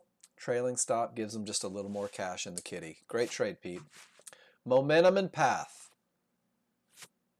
Momentum and path. Momentum. Potential to break. Pull back to the area inside of triggers. And this one didn't work. That was like a little hiccup, huh? He still made $100 plus a little extra on a trade that looks like it's failing. Momentum and path. Sniper entry. Nice trading, Pete. Same pattern, other direction. And Pete, I was thinking this in my head. This is why, right there, these jump in low entries give me heartburn. And that's just me. I know they work awesome for you. That's exactly why I don't take those, because what if it's one of the 20 to 30%? And I was laughing in my head. I was like, they work so great for him. There you go. But that terrifies me. I hate to give that much back in a trade. Hate to give that much back in a trade. And if you're in one of those firms that has a trailing drawdown, this will kill an account. Like, you'll be so far from the drawdown, but a couple of those will blow it out. And you did it great. I mean, you did it awesome. What I'm basically saying, Pete, is I'm chicken. I'm chicken. I can't do that. And that's one of the cool things about trading is everybody's different, right? Some people, I've had people tell me I only see long trades. I can't grasp short trades. I've had people tell me I'll tell people I don't do momentum trades really. I just don't see them. Something doesn't click. It's like algebra to me. So here we go. And then this is Paul. So Paul, let's go through it. And I want to make sure that we're reading everything correctly. The 15-minute is down. I agree. Not a clear path directly into one-to-ones. Knew better, did it anyway. That's the annotation I want to see. Absolutely no areas, no room. And then Paul as well, as soon as that bar breaks above, this is support. Does that make sense? So not only did you trade directly into one-to-ones, you're not trading from resistance. And this is one of those trades where it's, I'm bored, I want to be in, I've been up for a couple hours, I haven't really taken a trade. Let's see if this one works, right? Let's see if this one works. And Paul, I'm not mad at you for it, but I'm going to let you guys in on a secret. If this trade works, it's creating bad habits in your brain because your brain doesn't know that you broke every rule known to man. It just knows that you won. And guys, those short-term victories very often create long-term failures. So I do encourage you, if you are going to be on simulator, really lean on those rules hard. Get that muscle memory in play. It'll pay dividends. Power of your mind, man, mine too. Mine too. Larger up, smaller down, can't clear support, not going up. Time for an omelette. I agree, Pete. I went and made French toast. You said omelet. You said omelet. I said French toast. That's something you do. You needed that message. Awesome. I'm telling you right now, nobody's different. I don't care who you are. I don't care what you did for a living. I don't care where you live, who your uncle is. Everybody that learns to trade will go through the exact same pitfalls. I have gone through every pitfall you guys can go through, which is why I sit here so confidently when I tell you that short-term victories create long-term failure, when I tell you that you've got to lean on your rules, and when I tell you that there's a shit ton of doing nothing. Here's a good example. Momentum, only 2 triggers through from a weak bottom. Jen trades the KISS plan. Jen said, I really want this trade, but I don't have enough advantages to feel good about it. And that was an avoidable loser. And this is how you find success, guys. Making $200 to $300 a pop is great. Making $200 to $300 a pop is even better when it's not undoing mistakes. So, Jen, great chart read. Great job saying, these are my rules. This doesn't fit my rules. I choose not to trade, and look what happened. I avoided a loss. That's how you build trust. That's how you build trust. The trend is down. Strong side of the triggers. All sorts of room. The market pulls back to an area, closes below somewhere around 72. You're in at 70. It's got 3 points, $60 worth of room to trouble. And it does spike, which is nice, right? Thank goodness it didn't spike off trading into the area, but that's enough room for you. And you were able to capture 5 points. It hit the first profit at trouble, closed on 755 bar that was moving fast. And yeah, maybe a little slippage. Taking that tight squeeze and making a little something out of nothing there, Victor. Nice job. Being willing to get paid when it's tight. Triggers are still down. Still room to trouble, I'm assuming. Pulls back to an area. And then Victor, so I want to make sure that you recognize the lesson. Was this area, oh, he did recognize it. Not sucked in by the prairie dog. So let me show you what Victor did that's like so brilliant. And guys, this is your lesson for TradingView. As the market comes up, this is an area of resistance. When a full bar breaks above it, this area of resistance is now support. And just because it peeks its head doesn't make it resistance again. And Victor knew that and avoided the loser. Great job, Victor. What's the news making ES and CL move today? Trump messing with people again? Hell, that's every day, though. Adam, you want to know the truth? Man, I'm not supposed to say this because they're listening, but I'm going to tell you exactly why the market's doing what it's doing. Because these guys want it to. Who cares why? Because they want it to. There's money. Somebody with more money than us took news, took their bad mood, pissed off at their kids, and they made the market move. Trading's probabilities, right? That's all it is. That's all it is. Great recognition, Victor. Nice job on that. All right. Triggers down, strong side, room to trouble, and then you traded directly into support. Paul, do you see the prairie dog? Because this bar broke above, that's not a rules-based entry.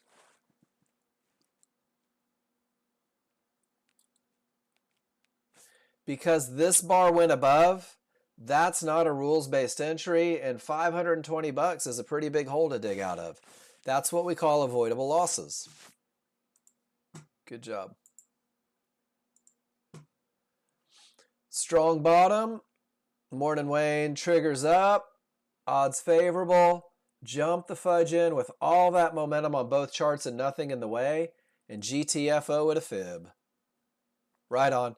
It's so true, Paul. When I'm bored, I can't sit in front of my computer. Well, I can't turn on the market because I will try to stay active, and I have destroyed a lot of accounts.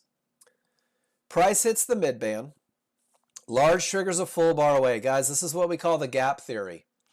Price is more likely to close the gap to those large triggers, and Ron says, I'm going to go ahead and take advantage of that, see if I can't make a little money with it. Nicely done. Nicely done, Ron. All the momentum, nothing in the way.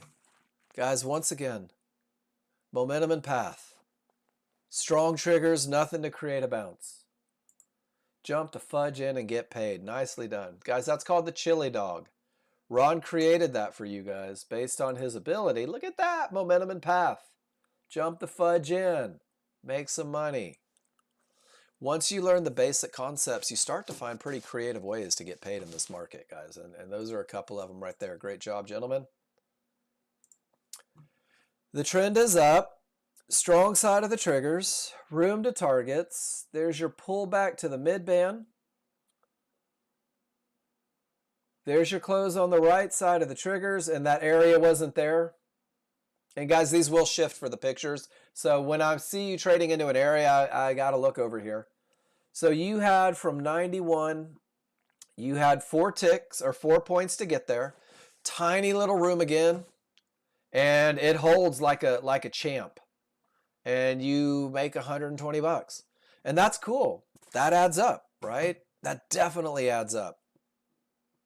Good job, Victor. All the momentum and nothing in the way. Jump in and get paid. How boring, Ron. Oh, really, Pete? All the momentum and nothing in the way. Jump in and get paid. Seriously, guys, get creative. Great job. You missed the awesome trend trade. Could have finished your day there. Look at that. That is as sexy as it gets. The perfect trend trade. I did get the gap theory one. But that's okay. Pete's like, man, everybody poops, or I needed coffee, or that omelet wasn't done, right? And then he sits back down. He's like, wait a minute, life is good. I can still make money even if I don't catch every move in the market. I can still make money even if I don't find every entry, if I'm not present. Because the market moves billions, and I'm going to get my share. Strong trending market, nothing in the way. Jump the fudge in, jump the fudge out. Momentum and path, guys. Have I mentioned momentum and path? Have I said anything? Have I referenced it? Have I hinted that once you understand these two concepts, you're going to see stuff? Really? Again? Pete, I'm convinced you and Ron are linked somehow. Like you guys are calling each other and saying, hey, here it is. You want to do it? Yeah, let's do it. Let's go make some money. That's funny. All right, Z-Robot, you said this was a bad trade, right? And Z-Robot, can we do this 2 ways, brother? The first one that I'm going to say is that stop is one of the phrases that you guys will hear when you hang out long enough is smoking hopium. Smoking hopium. It sounds like opium, but it's not. And what smoking hopium means is that maybe you took the perfect entry, momentum, path, Z-Robot, it's beautiful. All the momentum, jump the fudge in, right? Jump the fudge in. That bar right there that closes above the small triggers, Z-Robot, I don't know if you're listening. Maybe you're off doing other things. That's the perfect exit. Give up a couple ticks. Wait for the next trade. The next trade lost 2. And then you just kept running. There's no way. It couldn't. And then they had cameras on you. And then they zapped your stop. And they said, ha, later. Now we'll go down. Guys, it's like they know. One of the great things about the methodology and one of the great things about what we do is we are freaking precise. And taking $5,000 losers doesn't make sense with this methodology. Taking huge losers doesn't make sense with this methodology. Strong trending market, back of price clears, jump the fudge in, get the fudge out again, jump in when it breaks, and get out.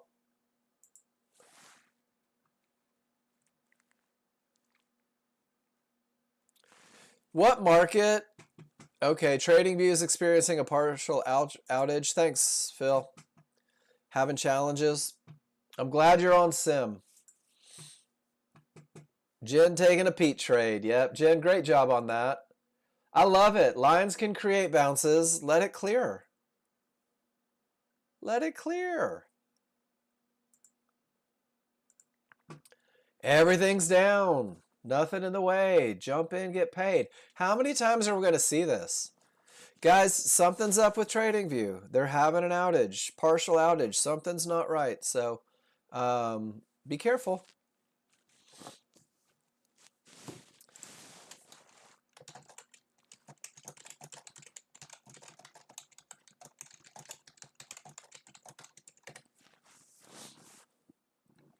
That's for Jen. She doesn't have to know that I didn't really say it. Thought so. I love it. Guys, when the market is screaming, when there's nothing in the way, when the market is screaming, when there's nothing in the way, I mean, my goodness.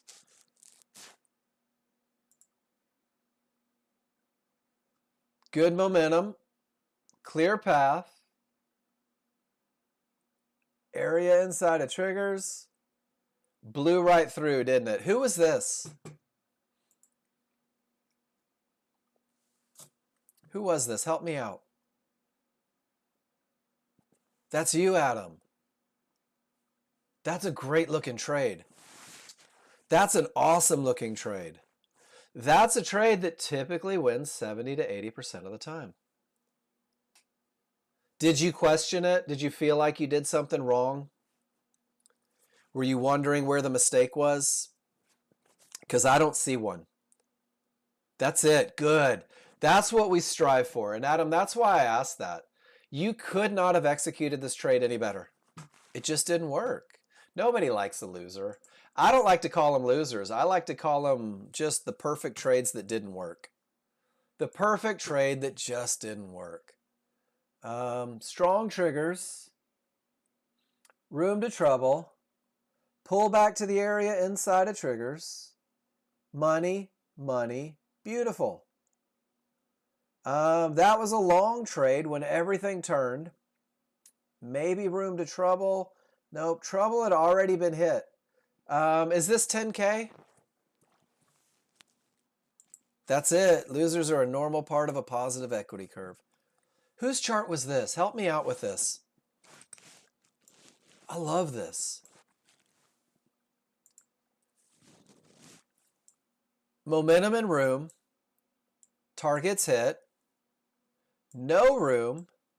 Lost a little. And I'm glad that it was only a little. But could you imagine how much more money you would have in your account if you didn't rely on hope? I hope this area breaks. Guys, this was the gap theory. This was a textbook termination.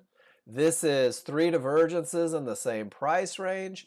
This is everything short of the market calling you and saying, dude, don't take this trade. That's what the indicators do for you.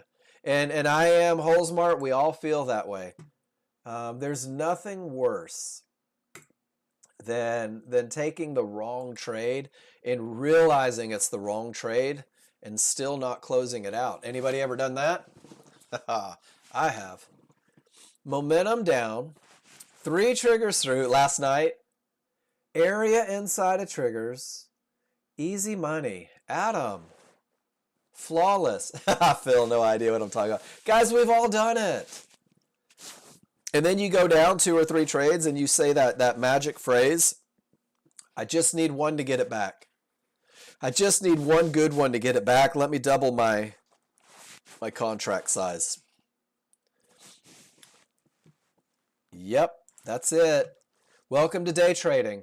It's avoidable, but it takes a lot of practice. Do you guys remember when I said that it's not uncommon to see Nexgen traders with $20 or $30 worth of risk? So Adam, I'm gonna haul you up on a pedestal real quick. Momentum, potential to break. Guys, look at his entry. He sold the high tick. He sold the high tick with this methodology. That should impress some of you. If it doesn't, I don't know how to impress you. Adam, great trade. Today you learned to cover your test paper when Pete's sitting next to you. I love it. Ron, have a good one, man. Always enjoy having you here. Always enjoy having you here. All right, Nathan.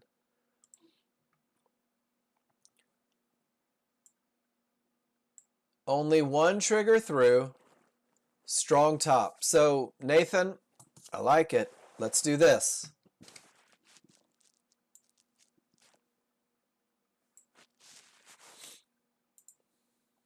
I'm going to write the definition for a strong top.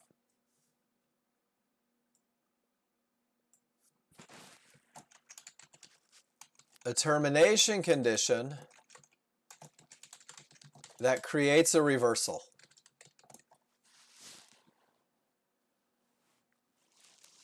For sure.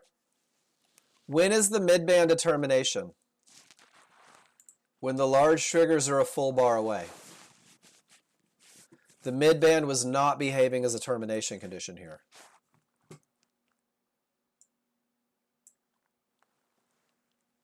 See the bottom of the bar? See the top of the triggers? Those triggers were less than a full bar away. The midband was not behaving as a termination condition.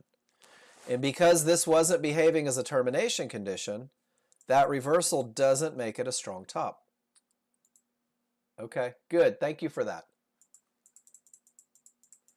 Let me clear some of these out to make it easier.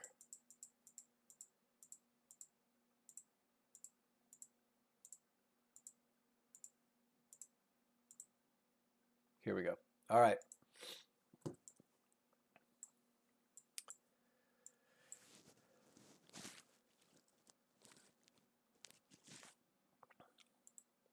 No, it's not.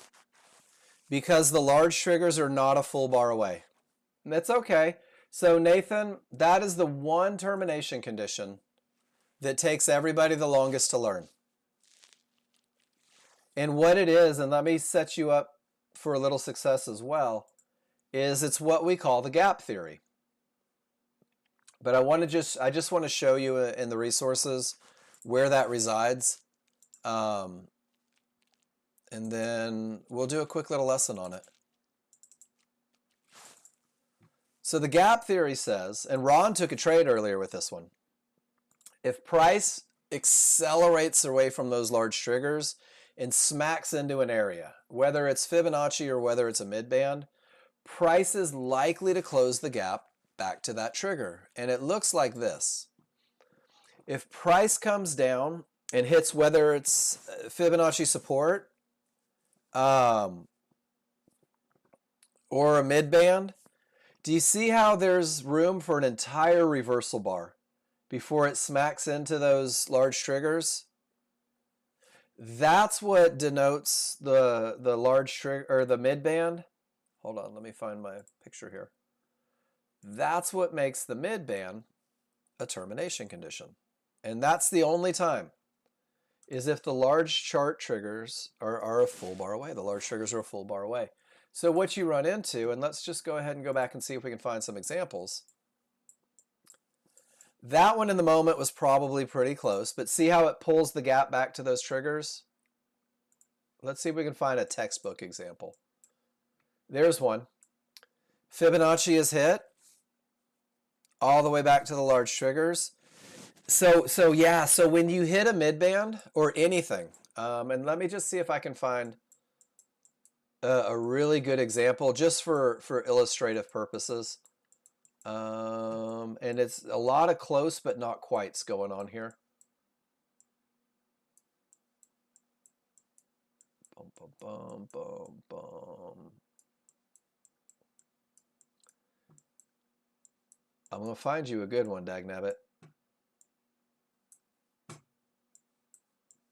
I just want you to be able... Okay, no, damn it.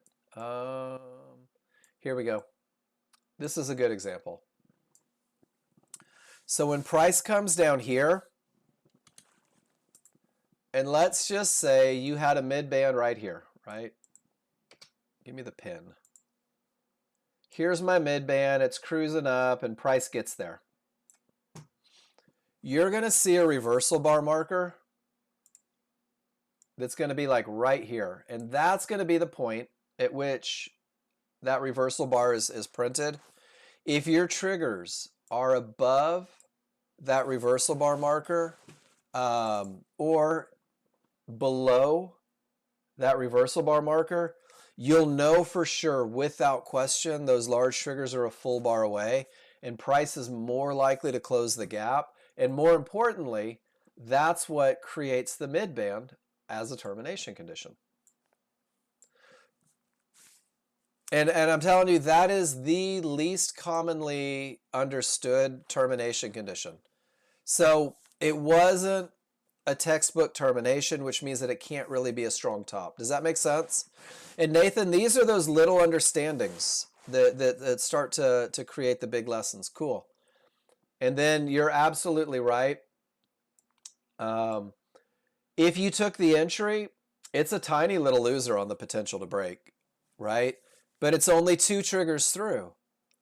So do you remember earlier when you said I only follow the KISS plan? And then the first picture I get from you doesn't, with the 2 triggers through? That's what we're all fighting. That's what everybody in this room is fighting. Man, I'm not going to tell you what to do, Nathan. How's this one working out for you? How's 2 triggers through working out for you?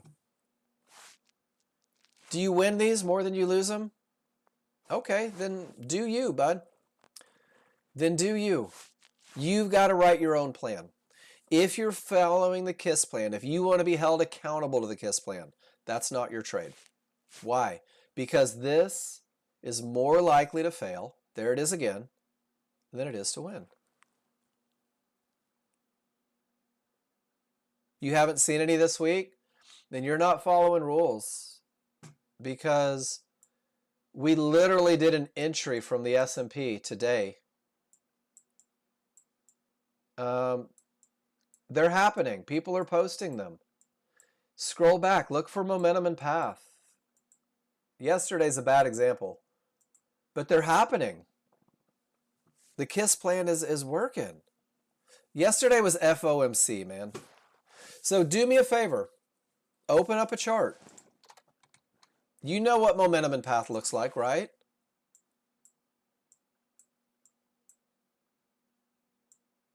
That's only potential, but that's probably the perfect trade.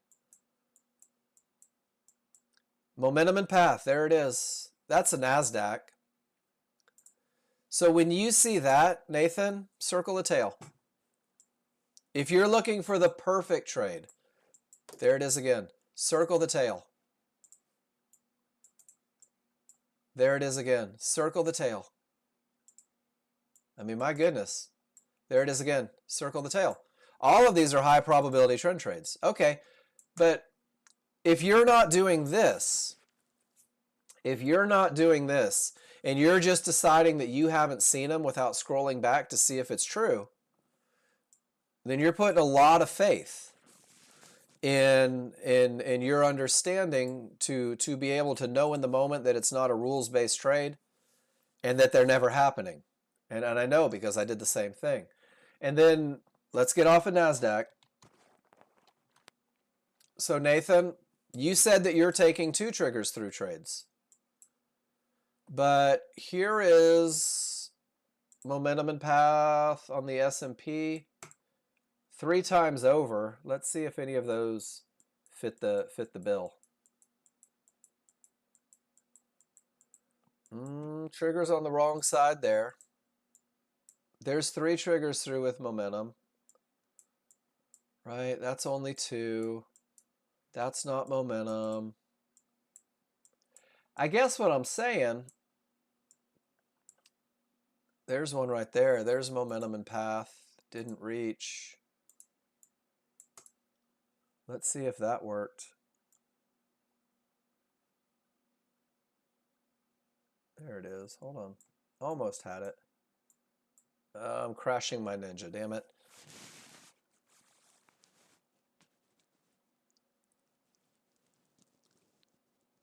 Nathan, you go look. You scroll back and look for, okay, and you didn't find any at all. Well, I just had one, but I crashed Ninja. Okay, let me get my Ninja Trader up.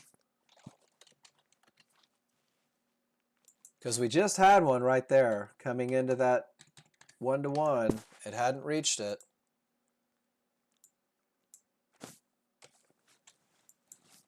No, you're not a pain.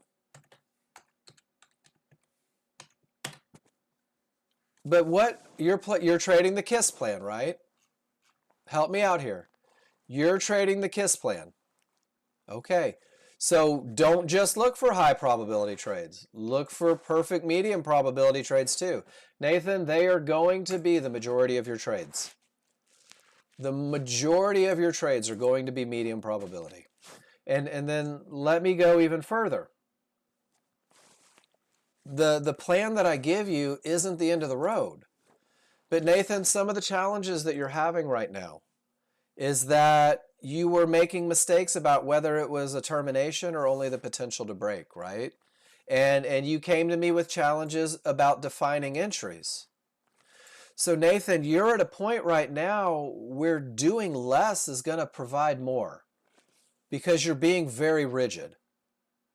But your fear of missing out is pissing you off that you're not in more moves every day. If 90% of your day is spent doing nothing in a 6-hour day, Nathan, you might be active for 36 minutes. You might be active for 36 minutes. Hold on 1 second.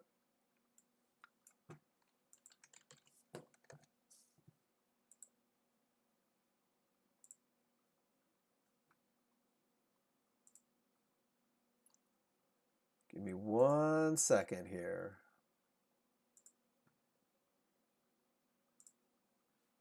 Got to load this up anyway.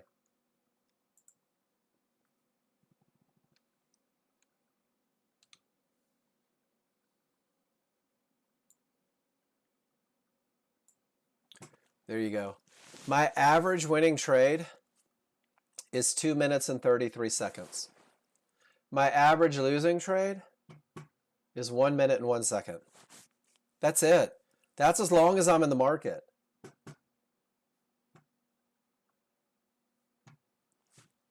Which means that I have, if I'm looking at this right, I have about 160 minutes of trading through 4 days in the week. Which means I'm averaging about 40 minutes a day, maybe active, maybe. So what we're doing is we're building this foundation, right? We're getting so good at the basics that they're so second nature that, Nathan, you're prepared to find more trades. You're prepared to be ready to take these 2 trigger through trades. But if you're making a mistake on the mid band as a termination condition, which butterfly affects, now 2 triggers from a weak top is even less likely to work, right? You've got to work through these little things. You've got to work through these little things. And then, man, you'll start freestyling. You'll start saying, yeah, I see more because I totally understand that concept. Does that make sense? And I'm not trying to beat you up. That's a strong top. You better believe it. That's 2 triggers through. That's all the momentum. That's no divergence. That's the perfect entry. That's your exit condition. That's the perfect trade, Nathan. 100%. You couldn't have set this one up any better. And if you got in at 0650, you made your $100, you probably went break even, and now you have money in the bank and you're looking for the next opportunity. That's it. But if you can't do this as well as you did that every time, you're going to make mistakes, and those mistakes are going to frustrate you, and you're going to think you need more trades to make up for what you thought was the perfect loser. Market is screaming, nothing in the way. Took a trade with an order inside of the triggers, and it just blasted. Have you ever heard put the cart before the horse? Everything down, strong triggers, jump the fudge in, jump the fudge out, balance off with a trailing profit stop. Nice job. So what happens, guys, is we get into this race to become a successful day trader, and we forget to lace our shoes, and we don't study, we didn't hydrate, we didn't carbo load, but we're mad as hell that we're not the first one across the line. And you've got to build that foundation, and it's frustrating because some people build it wrong for a long time. And here we go. I'm going to admit right now, I effed it all up for months until I got my shit straight. And then once I did, yeah, probably longer than that, Phil. But once I did, it started to get easier.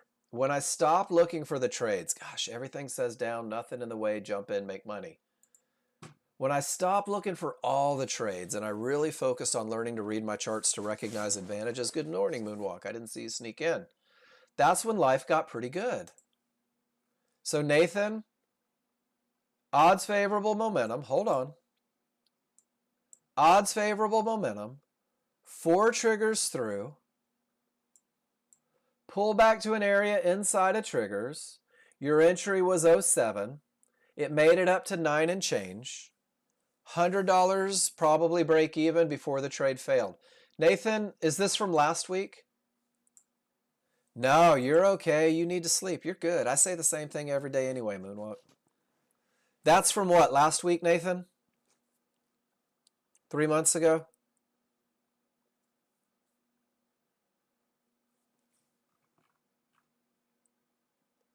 From 11/4. Oh, so you're doing market replay. Okay. So you're saying that the trades do happen. They maybe just don't happen as often as you want them to. That's a great picture, dude. That's the perfect trade. Odds favorable, 4 triggers, perfect entry, it's down. So what you're learning right now, I love this, Nathan. It's like talking to me 5 years ago. True story. What you're learning right now is that it does happen, but it doesn't happen as much as you want it to, right? That's it. It's like having a new girlfriend, kisses you on the lips, then doesn't kiss you for 2 days, and all you think about was that kiss, right? It does happen. Sometimes we have to wait. And Nathan, right here, you should have taken a loser. And right here, that was another winner. So there's 2 perfect trades, November 7th. 2 triggers through from a strong bottom, no divergence, perfect entry, doesn't go where the market shouldn't go, and I'll be damned, off it goes So Nathan, I like that you're doing this exercise, and I like that you're going back and looking at this, because what you are realizing is that it does happen. And there will be days where it's like an ATM, and there will be days where it's like tumbleweeds. But in the grand scheme of things, remember that there's 252 trading days in a year. Everything up, 4 triggers, perfect entry, opportunity for money. I love this. I love this. So you're understanding the concepts. You're getting the pattern. And now the hard part, right? Sitting still. Sitting still. I hate sitting still. Triggers are down. Strong side of the triggers. Breaks below support, turns it into resistance. With all that momentum trade taken. Initial stop behind the pivot, so you catch it on the way down. And you're managing behind the zone. And I hope that worked out for you, Phil. Strong top, clear path, perfect entry, ultimately fails, opportunity for money. So I do like this. And I do like this, Nathan, because on some of the pictures that you've shown, it's been the perfect trade. And I want to show you why management becomes imperative. Because the KISS plan, and this is for everybody, guys, this is in the KISS plan. If I take this entry right here at 52.50, we'll say, at 50.50, about right here, I'm taking a contract off and I'm making $100. And Nathan, we've seen about 5 or 6 trades maybe that have had perfect entries and ultimately failed. And this is one of the advantages and why you being so good at this entry is so awesome. You're going to find a way to get paid on trades that don't even work with a little bit of good management. And you're showing some great examples. 3 of the 4 through, lower divergence. The challenge on this one is that you don't really have strong triggers on the small chart. That's one of them. And they just kind of faked you out. It's a low risk, it just didn't work. Didn't work. It's a great look on the large chart. They just decided not to go. Didn't have a ton of strength pushing it. That's nitpicking. That's a good look. It's a good look. Hey, look at that guy. Hey, look at that. We made it through. You guys are rad. You guys are like posting and keeping me busy and working. Newbiz, did you get the link? That's the Snagit link. Newbiz, if you need it, Microsoft, just type in Microsoft Snippet Tool. It's free. And it works. You do have to put annotations on over in Paint. Wayne, thank you for bringing these back in. You make my life so much easier. I appreciate that.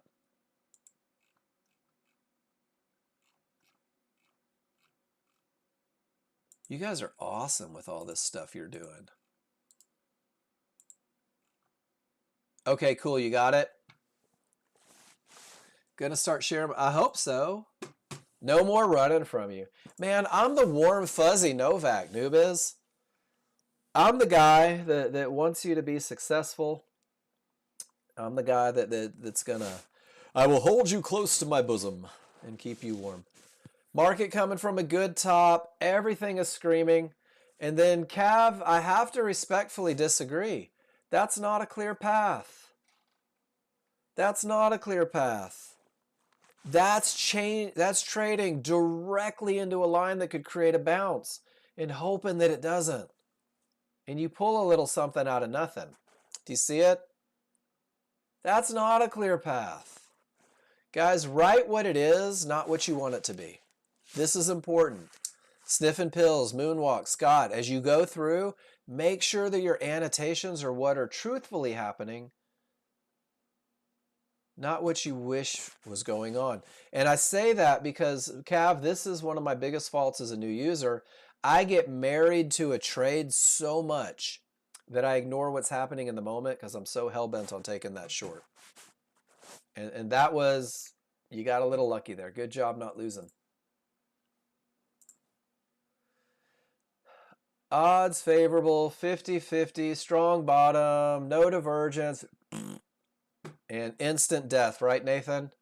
So Nathan, one of the things, and there's a word that I use when I talk about the potential of an area to break, and I use the word every day.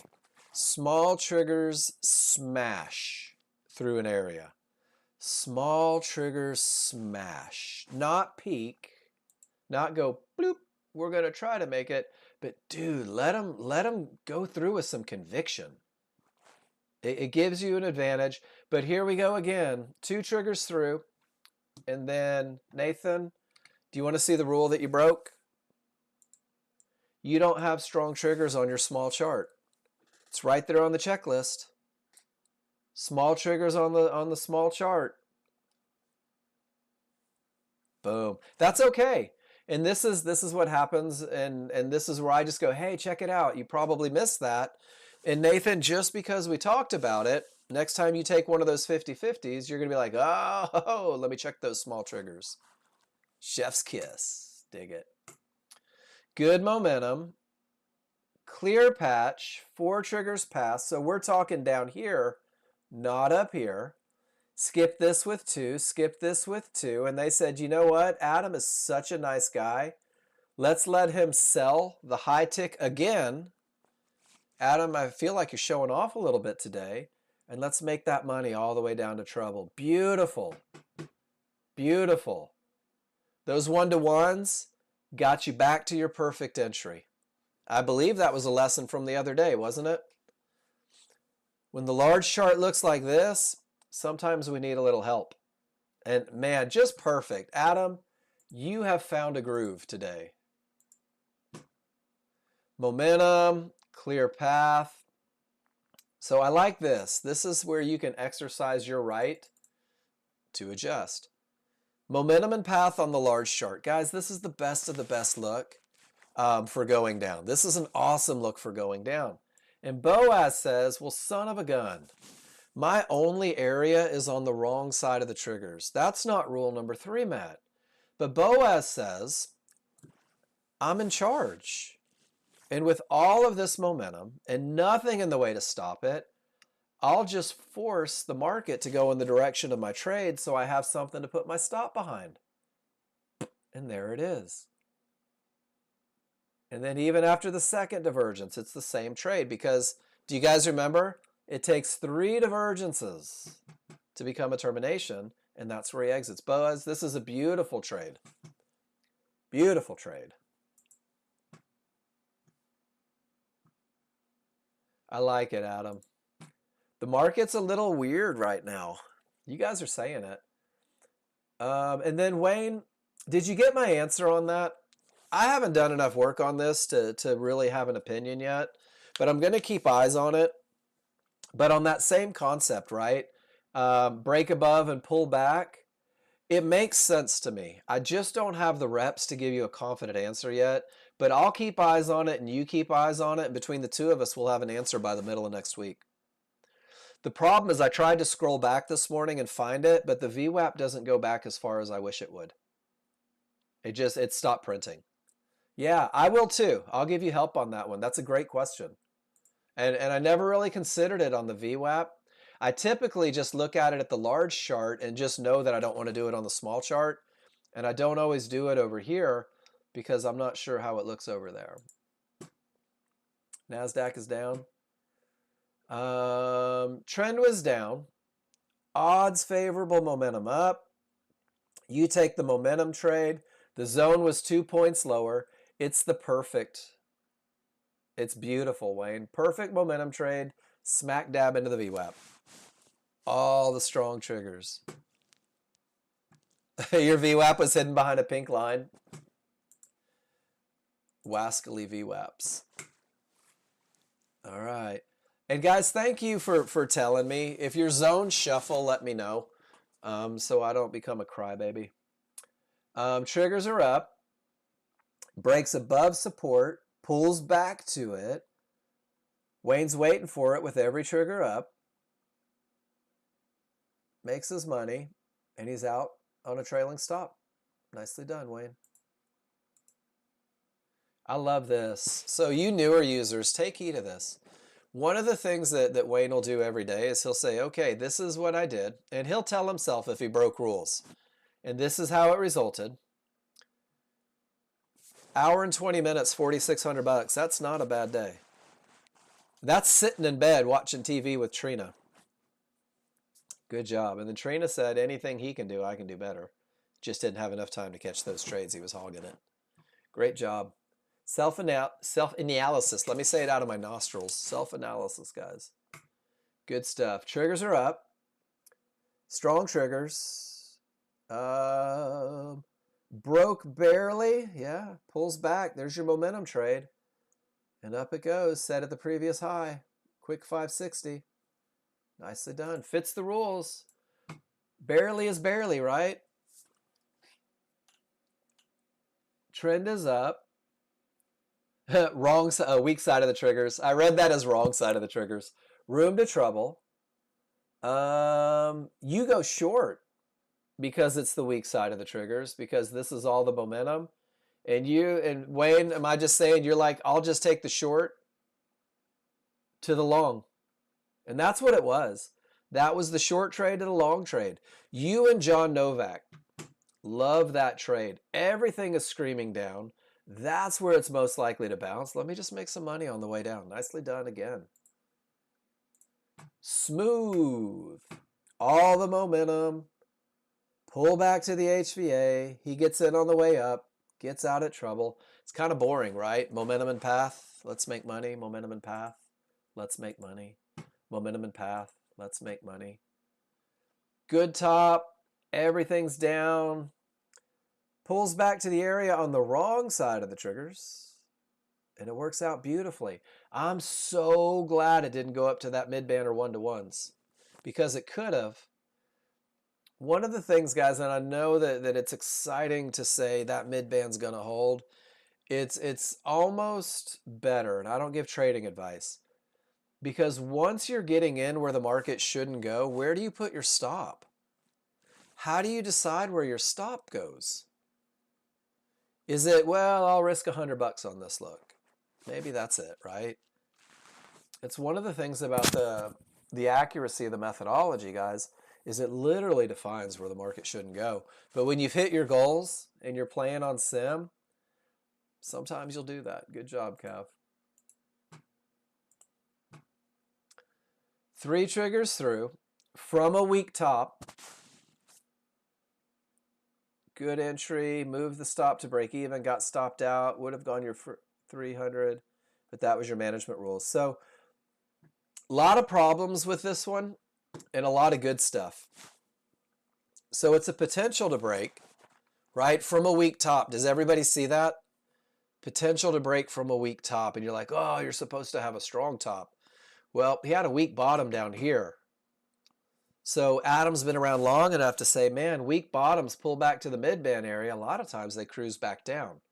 He also noticed that when he finally takes his entry, small and large get below the previous 2 divergences, pull them out of the equation, 4 triggers through.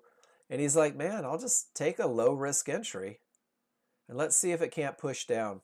And it's hard to get upset about making $100. And one of the things, Adam, you got your ears on in here, or did you already leave? Adam may have already left. Guys, the KISS plan management is designed to do 2 things. It's designed to teach you where the market shouldn't go so that you can make intelligent choices on stop placement. But it's also designed to teach you how to get paid, to get money into the account as fast as possible on the highest probability trade. And there will be times where your break-even stops are right at an area inside of triggers. And there will be a time where you say, gosh, this is still everything that I want it to be. Break-even doesn't make sense. I'm going to leave it above the pivot. And guys, your management plan will grow with you. Your management plan will grow with repetitions. Your management plan, time in the saddle, right? But in the beginning, for you guys that are brand new, we're focused on learning how to get paid, accepting getting paid, not trying to make the market give us what we want, but rather taking what we can. It's always better to leave a little on the table than to walk away empty-handed. So great trade, Adam, and good job following your management rules. Ho hum, momentum and path. I love it. Scott, Moonwalk, who else is in here? Noobiz, you're kind of starting. Are you guys starting to latch on to the idea that momentum and path seems to show up in everything? That these guys are saying, my triggers are strong and there's nothing in the way. And sure enough, I'm finding a way to make money. That is one of my biggest hope for you guys, is that you really focus on those two. And then once you have those two in the Rolodex, there's so many ways to do great things with this software. Because of the momentum, because of the clear path, Pete jumps the fudge in and says, let's just ride that momentum as far as it'll take us. Yeah, Noobiz, are you an engineer? I always ask that when people overcomplicate. Our dad was an engineer, and it was a spreadsheet to buy a new refrigerator. Talk about overcomplicating. Low voltage technician, right on. You're not seeing what you see when I say trigger. Cool, so let's talk about it, Moonwalk. Thank you. So when I say triggers, you say, no, I'm just kidding. These are the trigger lines. So these are the two lines that work together. So anytime I say triggers, this is what I'm referencing. Whether they're going up, they'll be green. Whether they're going down, they'll be red. But when we say triggers, what we're talking about is small triggers. Two solid lines form the small triggers. And then large triggers. Two dashed lines create the large triggers. And what we're going to do with these, Moonwalk, is first, rule number one says that with these trigger lines, if there is separation between the two, so everything is going up, it's green. Do you see the gap between those small and large triggers? That's what it looks like when rule number one is met. And that gap between the small and large triggers, that's what it looks like when rule number one is met.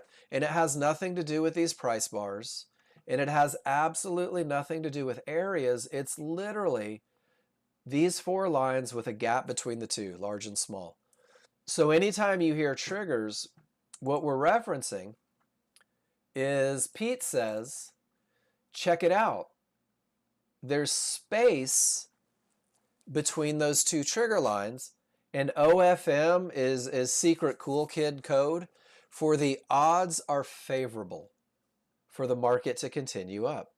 So that's rule number one. And then rule number two is making sure that these lines are not problematic. And those lines can create bounces.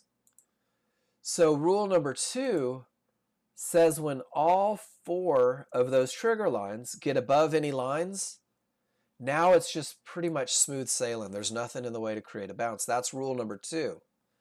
And what's happening is Pete has a trade where he says, if my large chart has those strong triggers, if my large chart has nothing in the way to create a bounce, I'm going to jump the fudge in. But Pete doesn't say fudge, and I don't approve of it.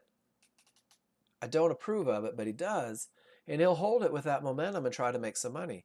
So if the green lines cross, so right here, not necessarily. So let's do this. And this is a great question. If this is strength, when there's separation, I can look for rule number two. If this is weakness, no separation, and I'm not in a trade moonwalk, I'm going to sit on my hands and wait for this look. Does that make sense? But then let's go to the second part of that.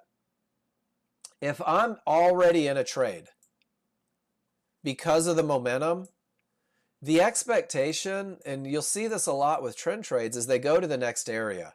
And you might get a loss of momentum, but it doesn't necessarily mean that the market's going to stop. So it's not an exit condition. And when you get a little deeper in the software, you'll look for reasons to exit, either hitting an area, multiple divergences, And Pete didn't exit because of these, because his triggers stayed up and green. And that's kind of the second half of management. But the way I present it in the room, the most basic management, and this is what's in the plan that I give you, is, let me find a picture. Here we go. If I take the correct entry, if I enter at the area where the market is most likely to continue, and this is your entry rules, Moonwalk, the KISS plan, the Keep It Simple Sunshine plan, says get paid at $100, get paid at $200, and GTFO.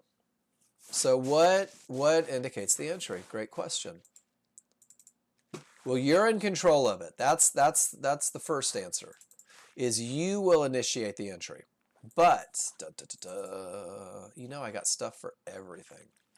Let me find my picture that I want real quick. Oh no, I'm missing my picture. There it is. All right. So let's go through it. Rule number 1 says strong triggers, separation. Do you see it? And we're talking about this bar right here. And you'll know about it. Here, let's do this.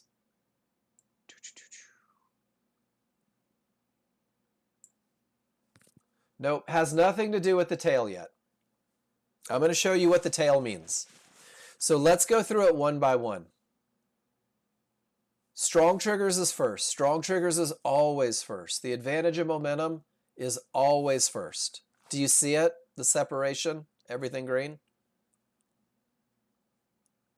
Cool. So once I have momentum, I want you to think flow chart. What's the, is it like conscious airway path or whatever? It's the acronym. That's the 3 things that you do in order before you start pumping on somebody's chest. I know you know what I'm talking about. I've heard my wife say it 1,000 times, right? So this is yours. Before I enter, this is yours. First, it's strong triggers. Then it's room to profit targets. And then it's define your entry. So the large chart, airway, breathing, circulation. Thanks, Phil. The ABCs, duh.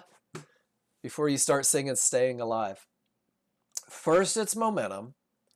And then when the triggers break above the line, the path is clear and it hasn't reached. And it's going to take a little study to get here. So Moonwalk, what happens is when you have this look and it's time to look for an entry, the market's trading all the way up here. Are you with me so far? When the large chart says go, it's way up here. And you're going to feel like you're missing out. You're going to feel like, oh, crap, I'm never going to make any money. It's already there. This sucks. True story. And then what happens is what almost always seems to happen. There's a little fight. So the trend is up. Right about here, our rules are met. And there always seems to be this little fight. Well, the large chart's too stinking slow. You can't see it in there. So this is where we use the small chart. And this is where language is going to take you to the promised land. When the rules are met on the large chart, you're going to buy a pullback. Well, what's a pullback? A pullback is a small move down when everything over here is set up. That's your pullback. That's a fight. And you're going to buy that pullback at an area, which means that you're going to have to know what an area is. And for an entry, it's going to be either a Fibonacci line, yellow 1-to-1s, or a midband. Those are your only options. So you're going to do it at an area inside of triggers, which means when we go back to triggers, do you see these large triggers right here on the small chart? Those large triggers show you right where that pullback is most likely to go, somewhere from the bottom to the top. And the market is most likely to bounce in the direction of all that momentum and path. Right here, the big dashed lines, it's a pullback to the large triggers. So when I say large triggers, right here. So see that little yellow box? That little yellow box is the tail.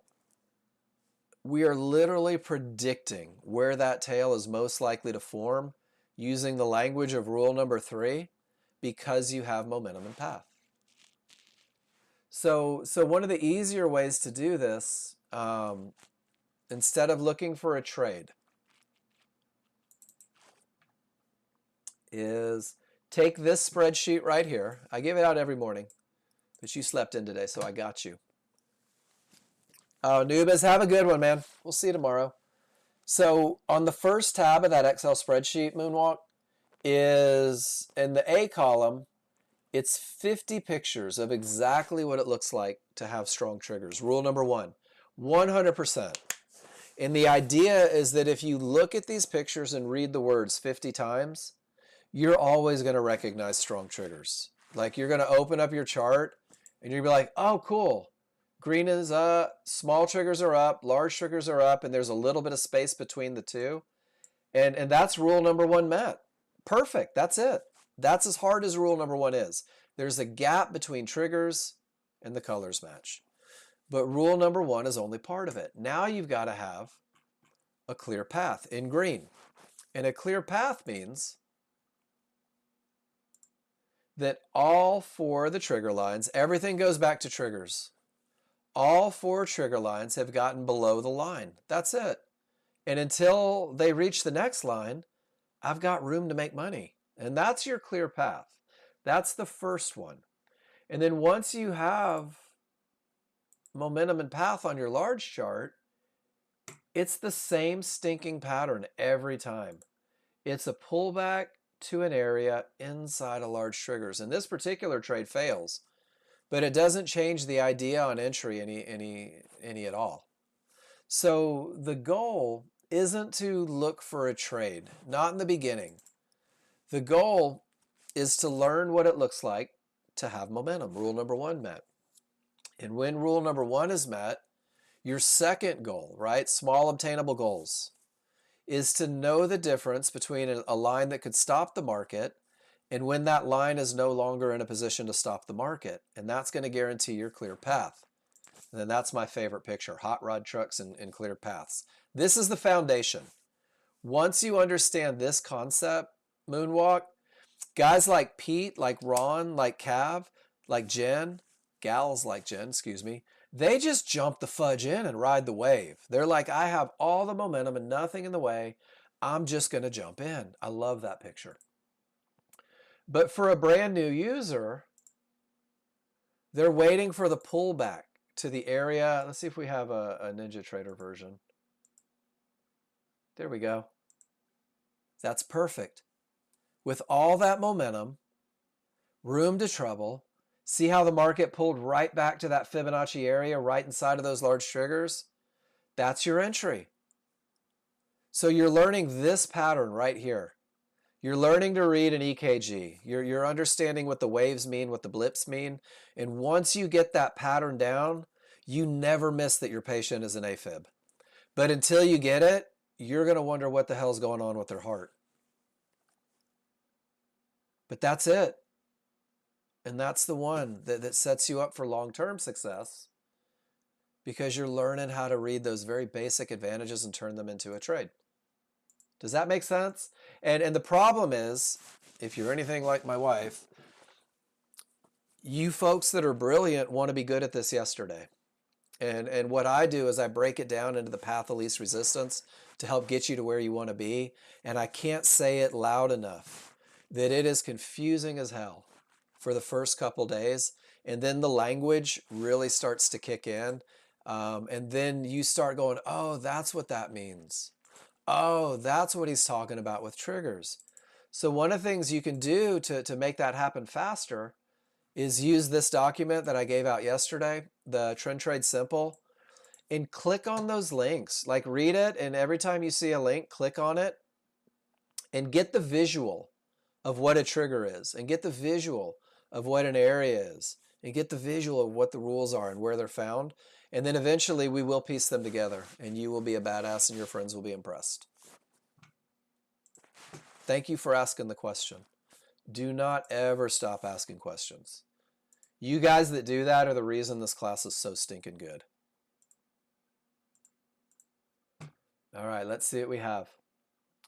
Odds favorable momentum. Nothing in the way. Pull back to an area inside of triggers. And then the third divergence kills it. Beautiful. Perfect. Great lesson. We sure will. No worries. And Moonwalk, if you're on Discord, you can DM me here if you have a question as you try to build this foundation. You're also cordially invited to reach out via email if there's something that I can help with. If I'm at my computer, I'm accessible, especially in those newer stages, because a lot of times you'll have a question and it's easier to get the answer ASAFP.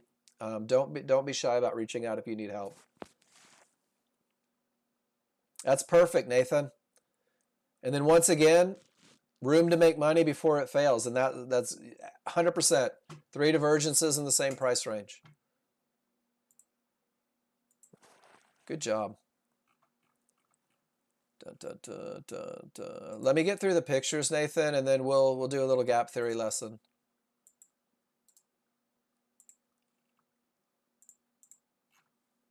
I don't want to miss out on any feedback, and I don't mind staying late. And there it is again. So Moonwalk, small's above the large. He's gone zany colors. See the separation? Separation is strength. Room to trouble. The market pulls right back to an area inside of those triggers, and it continues up, and he makes some money. And that's the same pattern. That's all we're learning, is just a pattern. Trending market, weak triggers, 4 triggers through, then some reversal out of nowhere. No clear entry area, just hoped for a chili dog. The idea was a proper chili entry, thinking it would keep going as it was all morning with weak triggers, and it didn't, did it? No, so we don't look for the tail ever, Moonwalk. Let me find my picture real quick.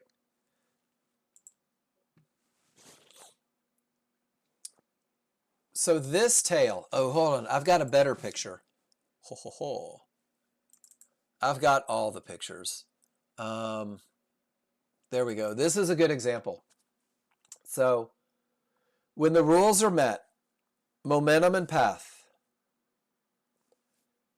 Do you see that pullback right there? That's what creates this tail.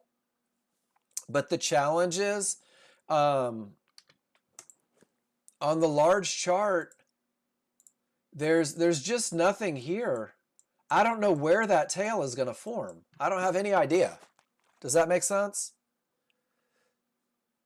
So when the rules are met, I can say, hey, look, there's an area inside of triggers. That's where the tail is most likely to be formed.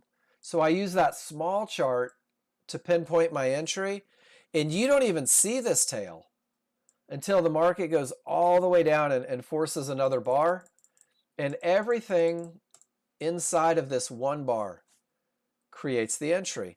And here's the thing, is that if this loses and the market continues up, that tail never forms. That tail actually would have become a reversal bar.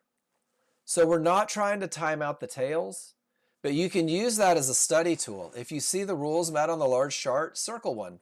It's pretty cool. It'll show up over here on the small chart as a pullback to an area inside of triggers if the rules are met. Does that make sense? And there's even the disclaimer there. Don't wait for the tail. It's long gone. The entry is where the magic happens. The entry is where you really reduce risk and where you really maximize your profit potential. Because like on this particular trade, from the top of the bar, there's not a lot of room to trouble, right? Why on earth would I ever take that trade? But from where the entry comes from at the area inside of triggers, there's my profit potential to trouble. Learn this phrase. Are you ready? I want you to get this vinyl printed on a t-shirt. You are waiting for a pullback to an area inside of large triggers. Learn this phrase. You'll never miss an entry. I need a pullback, which is a small push down when everything says up. I need it to be at an area, fib, midband, or yellow 1-to-1, and I need that area to be inside of those large triggers. And that is about as specific as I can get. And the accuracy is awesome. And you'll literally right-click on a chart. Let's see if we have a live chart real quick. My goodness, I've got a lot of stuff open. The rules aren't quite met, but I will literally, because I know it's an area inside of triggers, that's what it looks like. I will wait for the market to come to me when my rules are met. And they're not met here because I don't have momentum. But that's the accuracy of it. You'll see those areas inside of triggers. And I don't have the momentum to push it up. But watch this. It looks like a tail, and if it goes down, it won't be a tail. And if it goes up, it will have the tail. So this is a good live example. If this market goes up from here, that tail will form. And if they run us over because we didn't have momentum, it'll become a reversal bar. And look at that. Now it's bouncing off the areas inside of triggers.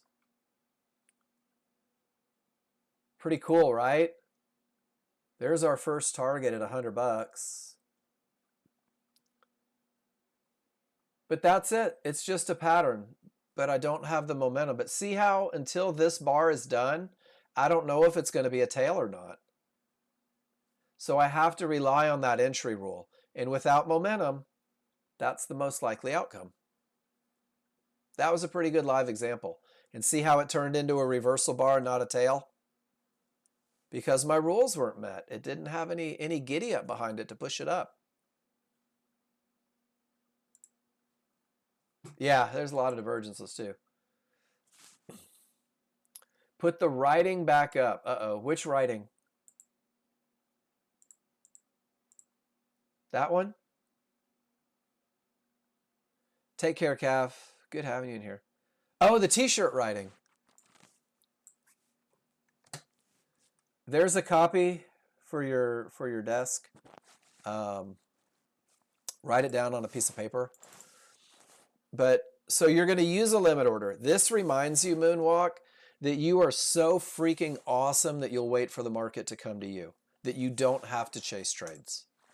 And you'll buy or sell a pullback, and that's that little push against the large chart that starts with a reversal bar. And you'll do it at an area, and it tells you exactly what lines qualify as areas, and it reminds you to be inside of the large triggers. And if you learn this phrase, you will call your shots. You will literally have entries waiting for you because the rules are met. And now here's the other part. You're going to make a bunch of mistakes in the beginning. That's what simulator's for. So be okay making mistakes. Are you comfortable taking pictures? Cool. So I'm going to give you something, and whether you choose to do it is entirely up to you. This is called Chart Reading 101. I developed this probably a year ago because I had so many people making mistakes on what it meant to have the rules met. So it tells you go take 25 pictures of strong triggers, and don't just take strong trigger pictures. Take the time to write why they're strong. Smalls up above, wide, space between, odds favorable. Drill that image into your mind and have a phrase that goes with it. And then take that picture and drop it into your spreadsheet. And when you hit 25, you won't make a mistake on strong triggers versus weak triggers. You'll know when your rule is met and you'll know when it's not met. And then I also give this. I have so many treats for you guys. Not everybody uses them because it feels like work. This is your high probability trend trade checklist. So this is the checklist that I give out in the plan every day that gets you into the best trade. And the first thing that it asks is the market coming from a strong top or bottom? This isn't mandatory. So you could skip this one altogether if you wanted to, but a strong top or bottom means that a termination completely reverses the market. And it just whatever trade you take after tends to be pretty awesome. The first thing that's mandatory is strong triggers. So here's a picture that you can use as a cheat sheet to make sure that you really understand the concept of strong triggers. Notice that it doesn't say take a trade. It says you have to have strong triggers first. And then you have to have no terminations, but rather a clear path, 4 triggers through first. And then you have to define your area inside of triggers. And when you can say yes to the items on the checklist, I've never had anybody in my 6.5 years of working for Nexgen present less than 70% winners. But it's got to be a process of learning the individual parts that create a trade. Does that make sense? I say does that make sense a lot because most people won't tell me if it doesn't. And I really want you guys to get the most out of this. Cool. So learning to make $1 million a year does involve a little bit of work. But the more work you put into it, and not watching videos or anything like that, but literally going back and taking pictures, you'll be floored at how smart you get and how fast it happens. All right, Aaron, next one. All the strength. Mid-band's not a termination. Perfect pullback to the area. Jerk face has got you. That's a good looking trade, Aaron. Didn't work. Nice job following rules. Now this one, when you say 68.49 or 64.89, where did you get in? Help me out with this one. Was it 64.89 here? Was it here? A or B, Aaron? Because there's a big lesson. There's a big lesson. Okay, so let's do this. I'm going to show you something cool. You ready? As long as price is left of these triggers, it's going down, brother. Cool? As long as it's left of those triggers, it's going down. So you guys that jump the fudge in, if you jump in on the wrong side of those triggers, it's probably going to lose. If you see that reversal bar print after you jump in, that's a great exit condition. Because what you're saying is, I just hope it keeps going. And that's right there, man. That's the one. And once it starts doing this nonsense, there is no more jumping in. Jumping in is more likely to lose than win. Does that make sense? That's just the dang it, it's going without me. But look at how long it took you to make that decision. They're tired. They're tired. They've been pushing forever. They're exhausted. The further away from wherever these giant moves start, the less likely they are to continue. Because they made their money. They're done. Does that make sense? I love that. I love that look. I see 15 minutes strong down. I will not buy the market. Only look for sale. ES, NASDAQ, same. Love it. Who was that? That's solid. That is not at all unsmart. And then there's those triggers. Good stuff. I think that was Boaz, yeah.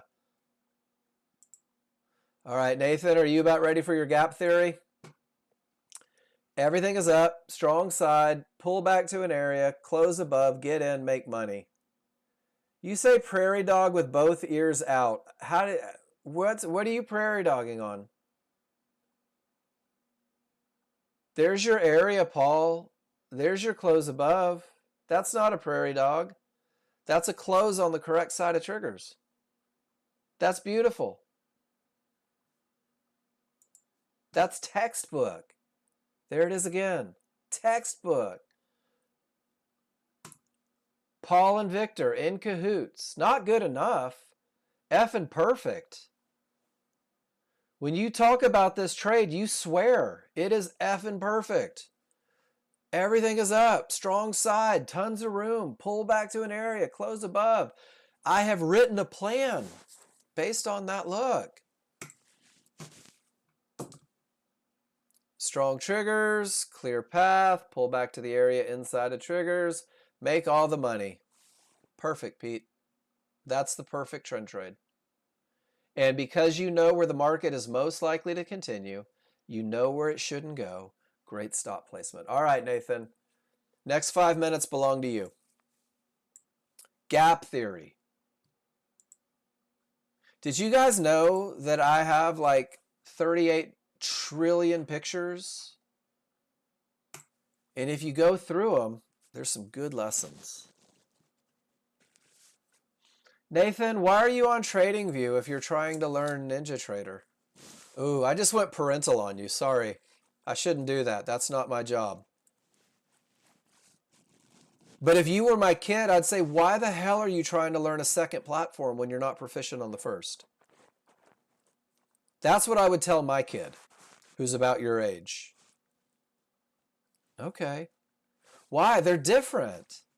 Nathan, they're apples and oranges.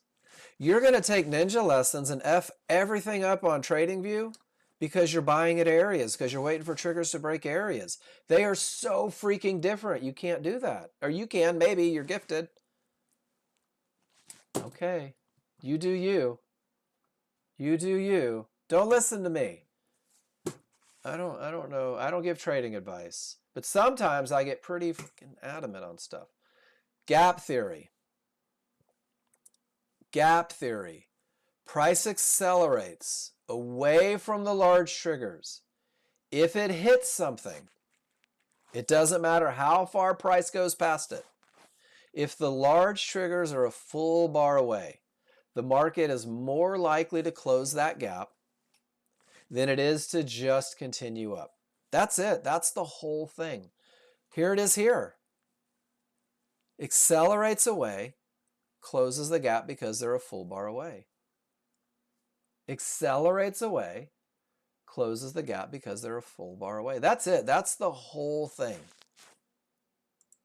And there's a lot of examples in here.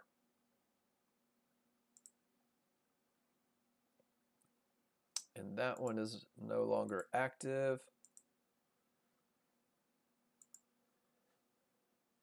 That's not even the gap theory. I don't know why that's in there under gap theory.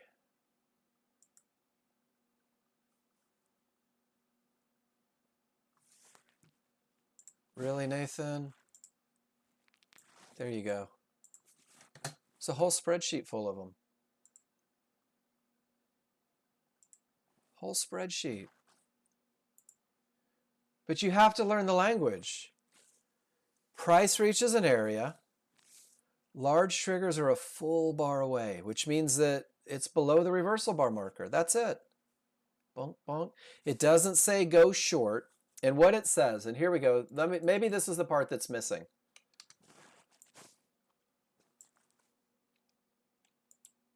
Any trade you take long between the top of this bar and those large triggers is more likely to get run over than it is to win. Does that make sense? Because price returns to the large triggers, it's resistance. So if price is trading above a midband, it's green. It's behaving as support. If price is trading below a midband, it's magenta. It's behaving as resistance. So here we go. I think I just figured it out. Price comes up, hits the midband, right? Triggers tell the story. Even if price continues, triggers tell the story. If your large triggers are still below that reversal bar, anything that happens in here is likely to get run over. That's it. So let's go find another. Bum, bum, bum. Price gets to the midband. Even if it overruns, large triggers are above the reversal bar marker. Yeah, the reversal bar marker tells you where the most current bar. Let me see if I can get one that doesn't have a big arrow over it. The reversal bar tells you where the most current bar, here we go, where this bar will become a full bar up and turn into the next bar. Does that make sense? So if they're beyond where the next bar forms, it's a full bar away. The reversal bar just gives you the heads up of where that bar will form. And that is a concrete number. It has to reach that point to create an up bar. And if those triggers aren't going to get hit by that up bar, the gap theory is in play.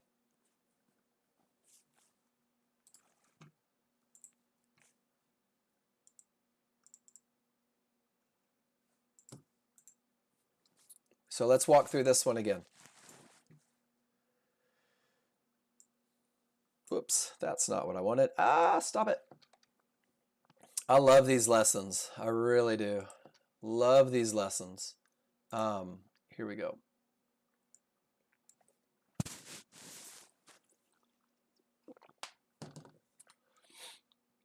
Well, the midband is not resistance. The floor is not lava. Price reaches the midband, right? That's the first step. In order for the midband to be a termination condition, your large triggers, and I'm just going to draw them in, your large triggers would have had to have been down here, where a full bar could form and not come into contact with them.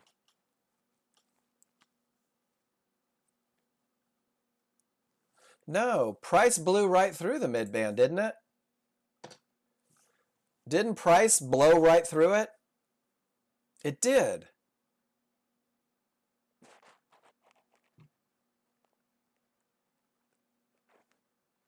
So hold on, let's go find a good example.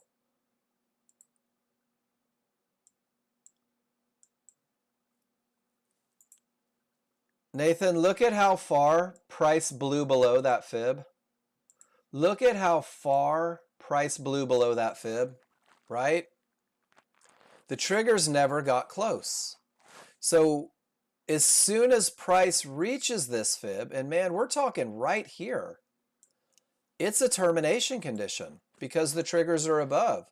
And even if it goes lower, still a termination, still a termination, still a termination, still a termination, still a termination, even all the way down here, 3 points lower than the actual fib, because the triggers are above, it's a termination condition. So the same is true on your picture. Here, the midband might have been a termination condition because the large triggers are way the heck down here.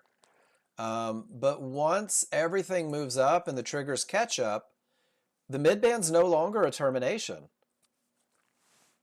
because the large triggers aren't a full bar away. And because the midband's not a termination, it's just a squiggly line, that's only the potential to break. Does that make sense? And Nathan, I'm going to tell you right now, sometimes I have to hear something 50 different times for it to really start to click. So I'm actually enjoying this ride very much. When I was in my previous life, I had a gentleman trying to explain something about cost to me. And he kept going to the answer. And then he just started circling the answer. And it confused the hell out of me. And I had to see it a couple different ways. So the price would have to be stopped a little under in this case. It would have been no, price has nothing to do with it. So check it out. Okay, hold on. I think I just got it. You ready? I think I just got it, Nathan.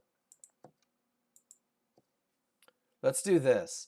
You're looking at too much information. When price hit the midband here, your reversal bar marker was probably about right there. Do you see how the triggers would have been a full bar away? Midband's a termination condition. But here's the thing. The midband is only a termination condition if the large triggers are a full bar away. So when it gets all the way up here, the large triggers are no longer a full bar away. It ceases to be a termination condition. And maybe because it goes down there, it's a little harder to see, but check it out. Let's do it like this. Let's do it like this. Oh, I just got some smart stuff. Hold on. Hold on, brace yourself. This is going to be good. You ready? So check it out. Right here, total termination condition, right? Look how far away they are. Egads and little fishes. We'll do it like that. Hold on. Go back one. There we go. See how far away they are? There's a good chance it's going to close the gap. That's the gap theory. I'm not taking a trade up here directly into that midband. And then as price moves up, see how the large triggers keep getting closer and closer and closer and closer and closer. And right here, man, they weren't a full bar away. So the midband is no longer a termination. And dollars to donuts, that was probably a pretty kick-ass trade. Let's go look at it. No, don't crash. Don't crash. Nathan, high probability trend trade on the ES this morning. Pull back to the area inside of triggers. Never goes where the market shouldn't. And continues up to trouble. Miss Moonwalk, that's your look. Son of a gun. And Nathan, that's why I say, with all the love in my heart, when you tell me that these don't set up, I believe that there's a small mistake in your analysis that has you believing that they haven't. And hopefully today we're one step closer. And then that's it. That's your pattern, guys. You're welcome. Thanks for having the courage to ask a question.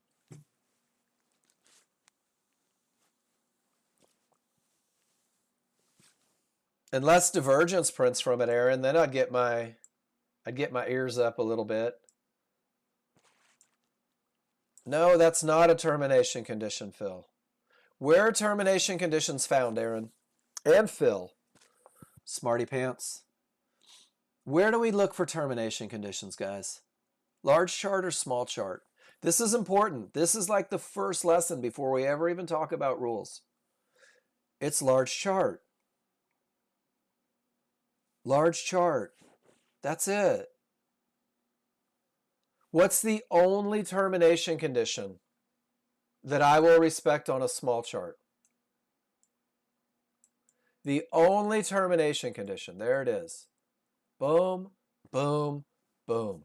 3 divergences is your only small chart termination condition when the large chart is odds favorable momentum, clear path. The 13.2 isn't he's talking about the small chart. Disregard the one-to-ones on the small when the large chart rules are met. So Aaron, the answer is hell yeah. If it's high probability, rock it out, dude. Good question. Good question. All right, guys, couple more and then I'm going to go do what I do. As much as I dig all you guys, I do have a life outside of this. So give me just a minute. Let's go. Victor, did I miss? Hold on. I think I missed. There we go. Holy scratchy. Strong triggers. All right, who was this? This was Alex B. Are you with me in here? Are you ready for a lesson? Cool. All right. Trading your version of the rules being met, Alex. So I want to go through this real quick.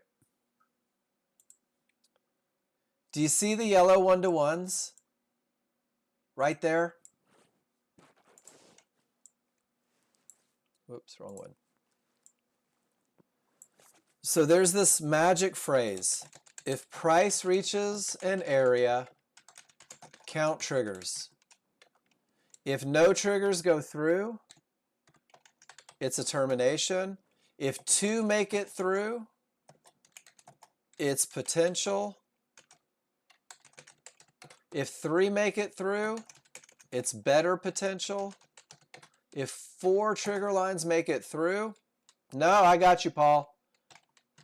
It's a clear path. You guys have got to get in the habit of counting triggers every time a line gets reached. Does that make sense, Alex? I love these lessons. You guys are so stinking good. What I said doesn't make sense? That's okay. Okay, cool. There's the picture right there too. That's your count, right?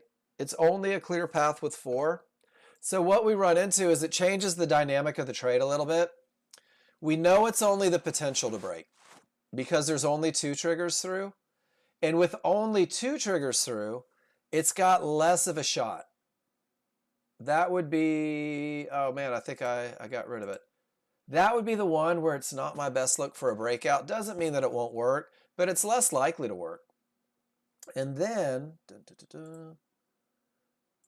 your entry's perfect. Pull back, you're a little bit low. And the potential just doesn't follow through with those 2 triggers. And you end up taking a loser because they just push through a little further. 2 triggers is a rough look. The strong top is perfect. The momentum is outstanding. And you're trading crude oil here. And they just went higher. They just went higher. So that happens sometimes. It happens sometimes. 2 triggers through is not quite as good as 3. But other than that, everything is freaking perfect. But what I want you to get out of it is that it's not high probability. Like, you can't lose this one and go, oh, that's part of my 20 to 30%. It's only potential, so it's what we call medium probability, and it never gave you a management opportunity. I mean, you literally took this one as well as anybody could. But I think this right here is one of the things that tends to kill that potential to break, only having 2 triggers through. Does that make sense? Morgan, have a good one, man. It's subtle, Alex. Your momentum read is great. Your strong top is great. Your pullback to an area inside of triggers is out freaking standing. 2 triggers is just a little less likely to make that push through. I hope that all made sense. We saw this one. I talked about this one. Didn't I, Victor? Triggers up, strong side, room to trouble, pull back to the area, close above. You and Paul posted them at the exact same time. I said you guys were in cahoots. Great trend trade. Down, strong. Pull back to an area up here maybe. I'm not sure. There was an entry. I don't know what's happening above, Paul. So I don't know if it came back to an area. That would have been, if that was your pullback to an area, that's your entry with tons of room. That's your, I'm just going to jump the fudge in and hope it goes. And it did. It worked out for you. The zone wasn't there, so you just kind of jumped in and hope it went. And it did. From the strong side, everything down, you just, there you go. Now you're okay. You're fine. You're fine. Did it pull back to an area up there at 1045?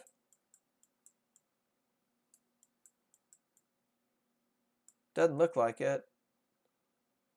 So the trend trade rules weren't met, which is okay. That's your right. You just jumped the fudge in and hope it kept going, and it did. Why did you jump the fudge in? Because every indicator on every chart said that market was going down. Why not give it a shot, right? Now, if you're holding yourself accountable to trend trades, you broke rules. But if you're just trying to get paid on momentum and path, you did a pretty good job with it. Nicely done.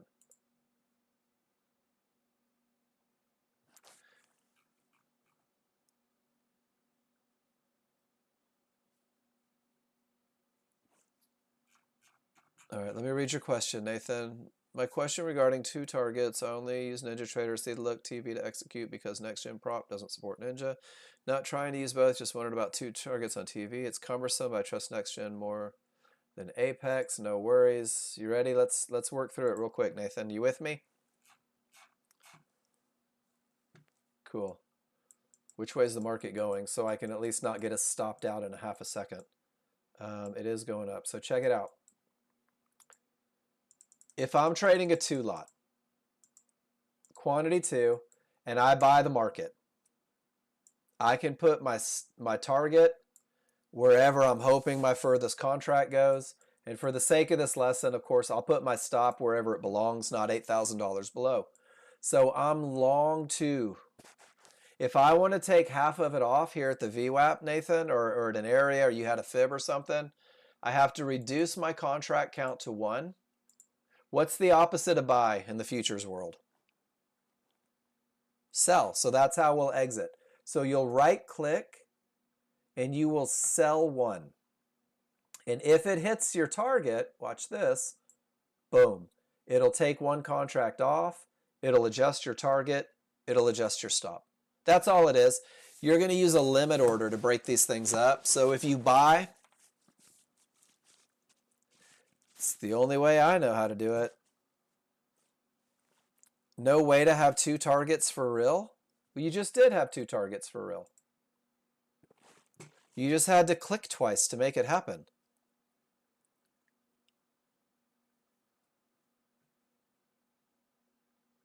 Was that too much?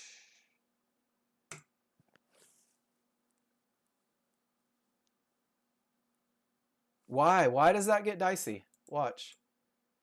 Ready? I buy 2, right? Stops in place. Targets in place. I'll sell 1 right here. Sell limit 1. Look how long that took. Get in there. Sell limit 1. Hits it. I'm off 1. I want to adjust my stop to break even. Boom, done. That's it. Practice it. Instead of believing you need to be good at it right off the bat, practice it. Get on paper trading. Practice it. Get good at it. Make it second nature. It's so easy to do, but it's hard as hell if you've never done it, right? It's like dancing the lambada. You've never done it. It's hard. It's hard to move hips like that. A little bit of practice, things get easy. And that's what we do, guys, is we keep doing the same